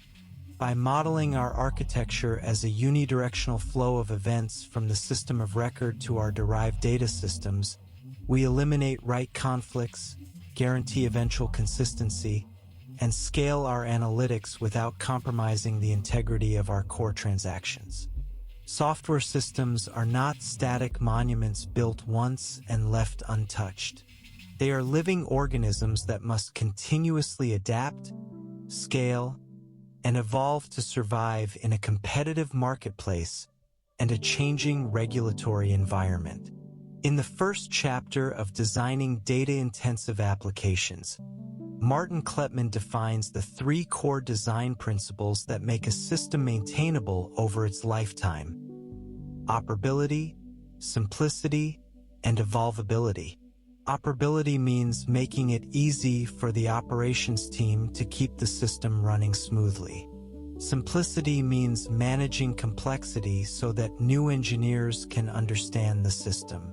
Evolvability means making it easy for developers to make changes in the future, adapting the system to new requirements and use cases. Let us analyze how the architecture of prediction markets has evolved over time, examine how we apply these three principles of maintainability, explore the future challenges of regulation, multi-chain expansion, and artificial intelligence, and extract the key architectural lessons for building your own data-intensive applications. We begin with the historical evolution of prediction market architectures. The journey of prediction markets mirrors the broader evolution of decentralized finance. The earliest iterations were built as pure on-chain systems on Ethereum mainnet. These early designs relied on automated market makers, or AMMs, where every single interaction, depositing collateral, placing a bid, matching a trade, and resolving a market, was executed in a smart contract transaction. As we have discussed, this design failed because it was slow, expensive, and suffered from high slippage and capital inefficiency. To overcome these limits, The architecture underwent a major evolutionary shift, migrating from a pure on-chain AMM model to a hybrid off-chain central limit order book, or CLOB, settled on a Layer 2 network. This migration was not just a simple code update. It was a complete re-architecting of the system's state management. In the old AMM model, the smart contract was the system of record and the execution engine. In the hybrid model, we divided these responsibilities. We moved the matching engine and the active order books entirely off-chain, running them in memory on high-performance server clusters. We kept the Gnosis conditional token smart contract on Polygon as the trustless clearinghouse for settlement and asset ownership. This shift dramatically improved the user experience, dropping transaction costs to zero for placing and canceling orders, and enabling sub-millisecond execution times. However, it introduced the distributed system challenges we have explored, the need for real-time indexers, event brokers, and eventually consistent red replicas. Let us now analyze how we apply the three maintainability principles of operability, simplicity, and evolvability to this hybrid architecture. Operability is about visibility and control. To keep a complex system of microservices, databases, caches, and blockchains running, the operations team needs high-quality telemetry. We achieve this by embedding logging, monitoring, and tracing into every service. We configure automated alerts that trigger before a system crashes. For example, if database connection pools are near capacity, or if Kafka consumer lag exceeds a safe threshold. We also design the system to be self-healing. If an API node experiences a memory leak, Kubernetes detects the failing health checks, terminates the container, and spins up a fresh instance automatically. By automating routine operations like deployments, failovers, and scaling, we allow our engineering team to focus on building features rather than firefighting. Simplicity is the antidote to accidental complexity. Accidental complexity occurs when software becomes difficult to understand and modify due to poor design, tight coupling, and spaghetti code. To maintain simplicity, we use clean abstractions and enforce strict boundaries between our microservices. Each microservice is responsible for a single domain. For example, the matching engine is responsible for matching bids and asks in memory. It does not know about user compliance, KYC rules, search queries, or blockchain gas fees. It simply consumes orders, matches them, and emits execution events. Similarly, the indexer service is responsible only for reading blocks and translating events. It does not contain trading logic. Let us look at the software development lifecycle and staging strategies for high-volume prediction markets. In a system processing millions of dollars in trades, testing and staging with simulated traffic is insufficient to find concurrency bugs or performance bottlenecks. To solve this, we use shadow deployments. In a shadow deployment, we deploy the new version of our microservice, such as the upgraded matching engine, alongside the active production version. We configure our Kafka cluster to duplicate the incoming orders topic, routing a copy of the stream to the shadow matching engine instance. The shadow instance runs in a separate network sandbox. It consumes the production orders, loads its own copy of the order books in memory, and executes matches. However, we discard all its outbound network calls and database writes.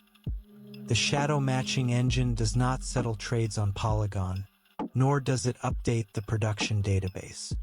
Meanwhile, our monitoring systems compare the outputs of the production engine and the shadow engine in real time. If the shadow engine matches a trade that the production engine missed, or if their internal price levels diverge by even a single basis point, the system fires an alert.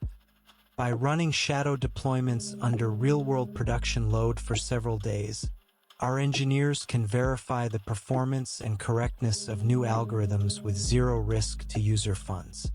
Let us also examine the compliance middleware execution flow at the API gateway. When a user attempts to connect to the platform, their request is intercepted by the compliance middleware. The middleware extracts the user's wallet address from the request header. To minimize latency, the middleware first queries a local Redis cache to check the user's compliance status. The cache stores a compliance record for each wallet address, containing a risk score, a geolocation code, and an expiration timestamp. If the record exists and is valid, and the geolocation indicates a non-restricted country, the middleware allows the connection. This cache lookup takes less than 1 millisecond. If there is a cache miss, the middleware initiates a lookup, calls the Theorem Labs API asynchronously, passing the wallet address. The Theorem Labs service evaluates the wallet's transaction history, checking for connections to known hackers, mixers like Tornado Cash, or sanction wallets. The API returns a risk score between 0 and 100. If the score is below the threshold, say 50, the middleware updates the Redis cache with an approval status and allows the request.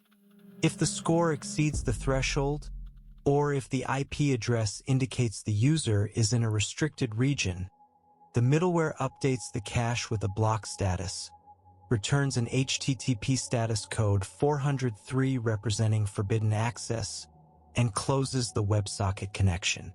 By caching these compliance checks and running them asynchronously at the gateway, we maintain regulatory compliance without introducing latency to our active traders. Furthermore, let us detail the autonomous AI multi-agent Oracle architecture. For complex prediction markets that depend on unstructured data, we use a decentralized network of autonomous AI agents to accelerate resolution. Each agent is a containerized microservice running an LLM framework like LangChain. When a market is ready for resolution, the Oracle contract emits a request resolution event. The AI agents catch this event. Each agent runs a research workflow. It performs web searches, queries news APIs, downloads official documents, and parses PDFs to find the answer. Once the research phase is complete, the agents must coordinate to reach a consensus. They use a decentralized voting protocol. Each agent submits its vote and a summary of its research to a coordinator node. The coordinator tallies the votes. If a supermajority, say 2/3 of the agents, agree on the outcome, the coordinator constructs the resolution payload and submits it on-chain to the UMA contract. If the agents disagree, the market is escalated to human operators. By delegating the initial verification to a network of independent AI agents, we reduce the resolution time from days to minutes while maintaining a high level of correctness. By keeping our services decoupled and focused, we make the system easy to understand, test, and modify. Evolvability is the ease with which we can make changes. In our architecture, we achieve evolvability by using schema-on-read JSON columns in our relational databases and version event schemas in Kafka. When we want to add a new feature, say a social feed or a comments section for markets, we do not need to perform a massive database migration that locks tables and risks downtime. We can store the new metadata in a flexible JSON column or spin up a new microservice that consumes the Kafka event stream and builds its own database view.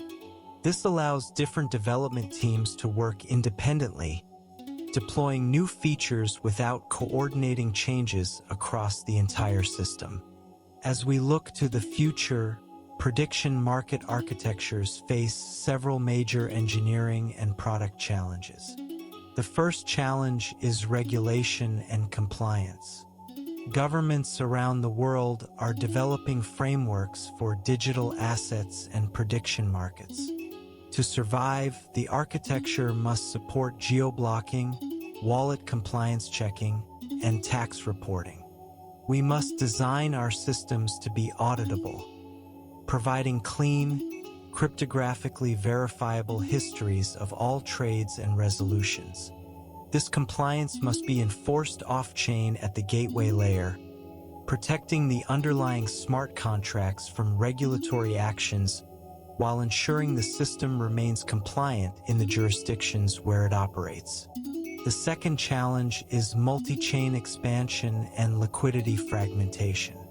Polygon has provided a scalable environment, but new Layer 2 networks, such as Base and Arbitrum, are gaining significant traction. To reach more users, prediction markets must deploy on multiple chains. However, if we split our liquidity pools and order books across Polygon, Base, and Arbitrum, we fragment our markets. A user on Polygon might see a wide bid-ask spread because the market makers are trading on Base.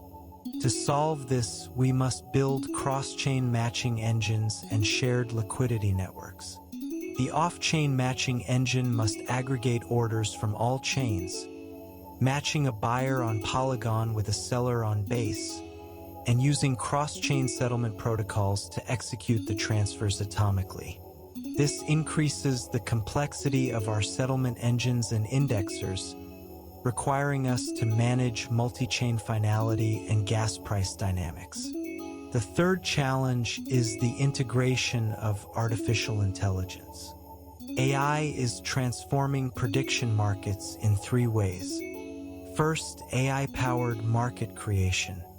We can run LLM agents that monitor news feeds, identify trending topics, and automatically draft proposed market questions, descriptions, and resolution rules. Second, AI-driven oracles. For complex, subjective questions, we can use a decentralized network of AI agents to query sources, analyze data, and reach a consensus outcome, accelerating the resolution process. Third, AI market makers. Machine learning models can analyze historical trading patterns and real-time news to place optimized limit orders, narrowing spreads and providing deep liquidity for low-volume markets. Let us conclude by extracting the key lessons for building your own data-intensive applications. Whether you are building a prediction market, a financial exchange, an e-commerce platform, or a social network, the architectural principles remain the same. First, embrace hybrid architectures. Do not try to force your entire system into a single technology stack. If you are building in Web3, do not put everything on-chain. Use the blockchain for what it does best: immutable settlement, trustless ownership, and final consensus. Use traditional off-chain databases, caches, and event streaming networks for what they do best: low-latency user experiences, high-throughput writes, and flexible data querying. Second, decouple your systems using event streams. Build your architecture around an immutable event log like Kafka. By modeling your system as a stream of events rather than a series of synchronous API calls, you make it resilient, auditable, and easy to scale. If a service goes down, the events queue up safely. If you need to add a new database or service, you simply read from the log. Third, design for eventual consistency. Understand which parts of your application require strong consistency and which can tolerate eventual consistency. By relaxing consistency constraints for reads and non-critical operations, You can deploy edge caching, scale read replicas, and provide sub-second page loads even under global traffic spikes. Fourth, separate OLTP from OLAP. Keep your transactional databases clean and normalized. Stream your transactional logs to columnar data warehouses for heavy analytics, ensuring that business intelligence queries never slow down your active users. By applying these principles of data-intensive systems design, you build software that is not only fast and reliable today, but also maintainable, evolvability, and ready for the challenges of tomorrow. As we bring this architectural breakdown to a close, let us recap the core principles of data-intensive systems design that we have explored and summarize the major lessons of this masterclass.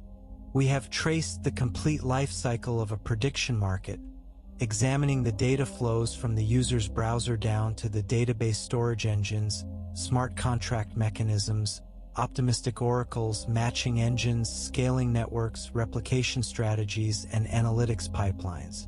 Throughout this journey, our guide has been the core principles of database reliability, scalability, and maintainability. Let us summarize the three most important architectural lessons from studying a platform like Polymarket. The first lesson is the power of hybrid system design. In modern software engineering, there is a common temptation to adopt a technology dogmatically. Some advocate for putting every piece of data and logic on a decentralized blockchain to achieve absolute trustlessness. Others reject blockchain entirely due to its latency and cost, relying solely on centralized databases. The architecture we have analyzed shows that the most successful systems are hybrid. They use the blockchain for what it does best: securing assets, verifying cryptographic signatures, and acting as a final, immutable clearinghouse. At the same time, they use traditional high-performance databases, caching layers, and event streams off-chain to deliver the sub-second responsiveness that users expect. By separating settlement from matching, we bridge the gap between decentralized trust and centralized speed. The second lesson is the critical role of data verification and oracle design. A prediction market is fundamentally a contract that exchanges value based on the state of the real world. If the connection between the blockchain and the real world is broken or corrupted, the system fails. The optimistic oracle design demonstrates how we can use economic incentives and game theory to solve the oracle problem. Instead of requiring continuous, expensive on-chain verification, we use an optimistic assertion window, allowing the system to run quickly and cheaply during normal operations. We only invoke the expensive dispute resolution engine, the UMA data verification mechanism, when a conflict occurs. This dispute mechanism relies on a Schelling point. Voters are financially motivated to vote for the objective truth because they know other voters will do the same to protect the value of their network tokens. This shows that in distributed systems, consistency and correctness can sometimes be guaranteed not just through software algorithms, but through economic alignment. The third lesson is that trade-offs are everywhere, and as an architect, your job is to understand and navigate them. There are no perfect, one-size-fits-all solutions. We chose consistency over availability for our order book rights to prevent double spending, but we chose availability over consistency for our public reads to keep the platform responsive. We chose batching over latency to submit trades to Polygon, sacrificing a fraction of a second to increase throughput by 50 times and reduce gas costs by 80%. Let us expand on how you can study and experiment with similar high-scale systems. To deepen your understanding of these hybrid architectures, you should study the design of other decentralized financial protocols that bridge off-chain execution and on-chain settlement, such as DYDX or Uniswap. DYDX, for example, migrated from a hybrid model on Ethereum to their own dedicated app chain built on Cosmos.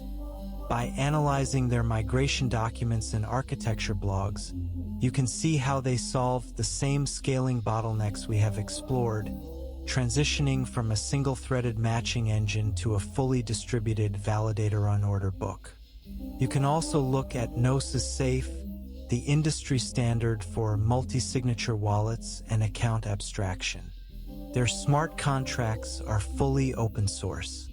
By reading their code, you can see how they use assembly and optimized Solidity code to minimize gas usage during signature validation.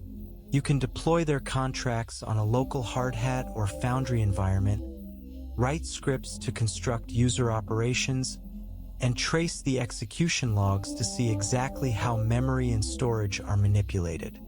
When you experiment with building your own prediction market, start simple. You do not need to build a massive global cluster on day one. Start by writing a simple Solidity contract that accepts deposits, records bets on a binary outcome, and allows an oracle to set the winner. Once that works, introduce an off-chain API gateway using Go or Node.js. Modify your frontend to sign bets using EIP 712, and have your API gateway write the signed bets to a local PostgreSQL database. Then, write an indexer script that polls your local blockchain for events and updates your database tables. As you add features like order book matching or real-time price feeds, you will naturally encounter the scaling and consistency bottlenecks we have analyzed. You will experience the thundering herd problem when loading your charts, and you will learn how to implement Redis caching to solve it. You will face database replication lag when testing your UI, and you will learn how to write read-after-write middleware to protect your users from stale views. You will experience transaction queue blockages during network congestion, and you will learn how to implement transaction batching and dynamic gas pricing in your settlement workers. This hands-on, iterative debugging is the only way to transition from theoretical knowledge to practical engineering mastery. The systems design patterns described in database literature are not abstract formulas. They are practical solutions to real-world hardware and network constraints. By building, breaking, and refactoring these components in your own environment, you develop the systems thinking and debugging intuition that defines a world-class software architect. We sharded our matching engine by market categories to scale horizontally, accepting the complexity of routing and partitions. Every design decision has a cost. The hallmark of a staff engineer is the ability to analyze these costs and make deliberate choices that match the business constraints. For engineers who want to apply these patterns to their own systems, the path forward is one of active experimentation. Do not just read about these architectures. Build them. You can deploy your own instance of the Gnosis conditional tokens contract on a local blockchain testnet. You can write a simple Python script to sign EIP 712 messages and verify them in a Solidity smart contract. You can set up a local Kafka broker and stream simulated trade data into a PostgreSQL database, measuring the latency of your indexers. You can set up a Redis cluster and implement a token bucket rate limiter. Study the open source code of major Web3 projects, read security audits, and analyze transactions on block explorers. By actively dissecting these systems, you build the practical intuition needed to design and debug your own distributed applications. Congratulations on completing this comprehensive architecture breakdown. By finishing this video, you have gained a deep, staff engineer level understanding of how a high-throughput, hybrid Web3 application is designed and operated. You have learned how off-chain central limit order books settle on-chain using cryptographic signatures, how real-time blockchain indexers keep off-chain databases eventually consistent, how in-memory matching engines achieve microsecond execution speeds using the sequencer pattern, how to scale databases using table partitioning and primary replica replication, how optimistic oracles use game theory to resolve real-world disputes, and how stream and batch processing engines build real-time candle charts and trending recommendations. You have also seen how complex systems are built starting from simple blocks, translating everyday concepts like bulletin boards, digital dollars, and restaurant waiters into real-world software components that handle billions of dollars in volume. This journey shows that no matter how complex a system appears, it can always be broken down into fundamental principles of computer science and database management. By dedicating your time to understanding these concepts, you have taken a major step forward in your engineering journey. You are now equipped with the systems thinking and architectural mindset needed to design, scale, and maintain your own data-intensive applications. Keep learning, keep building, push the boundaries of what you think is possible, and we will see you in the next masterclass.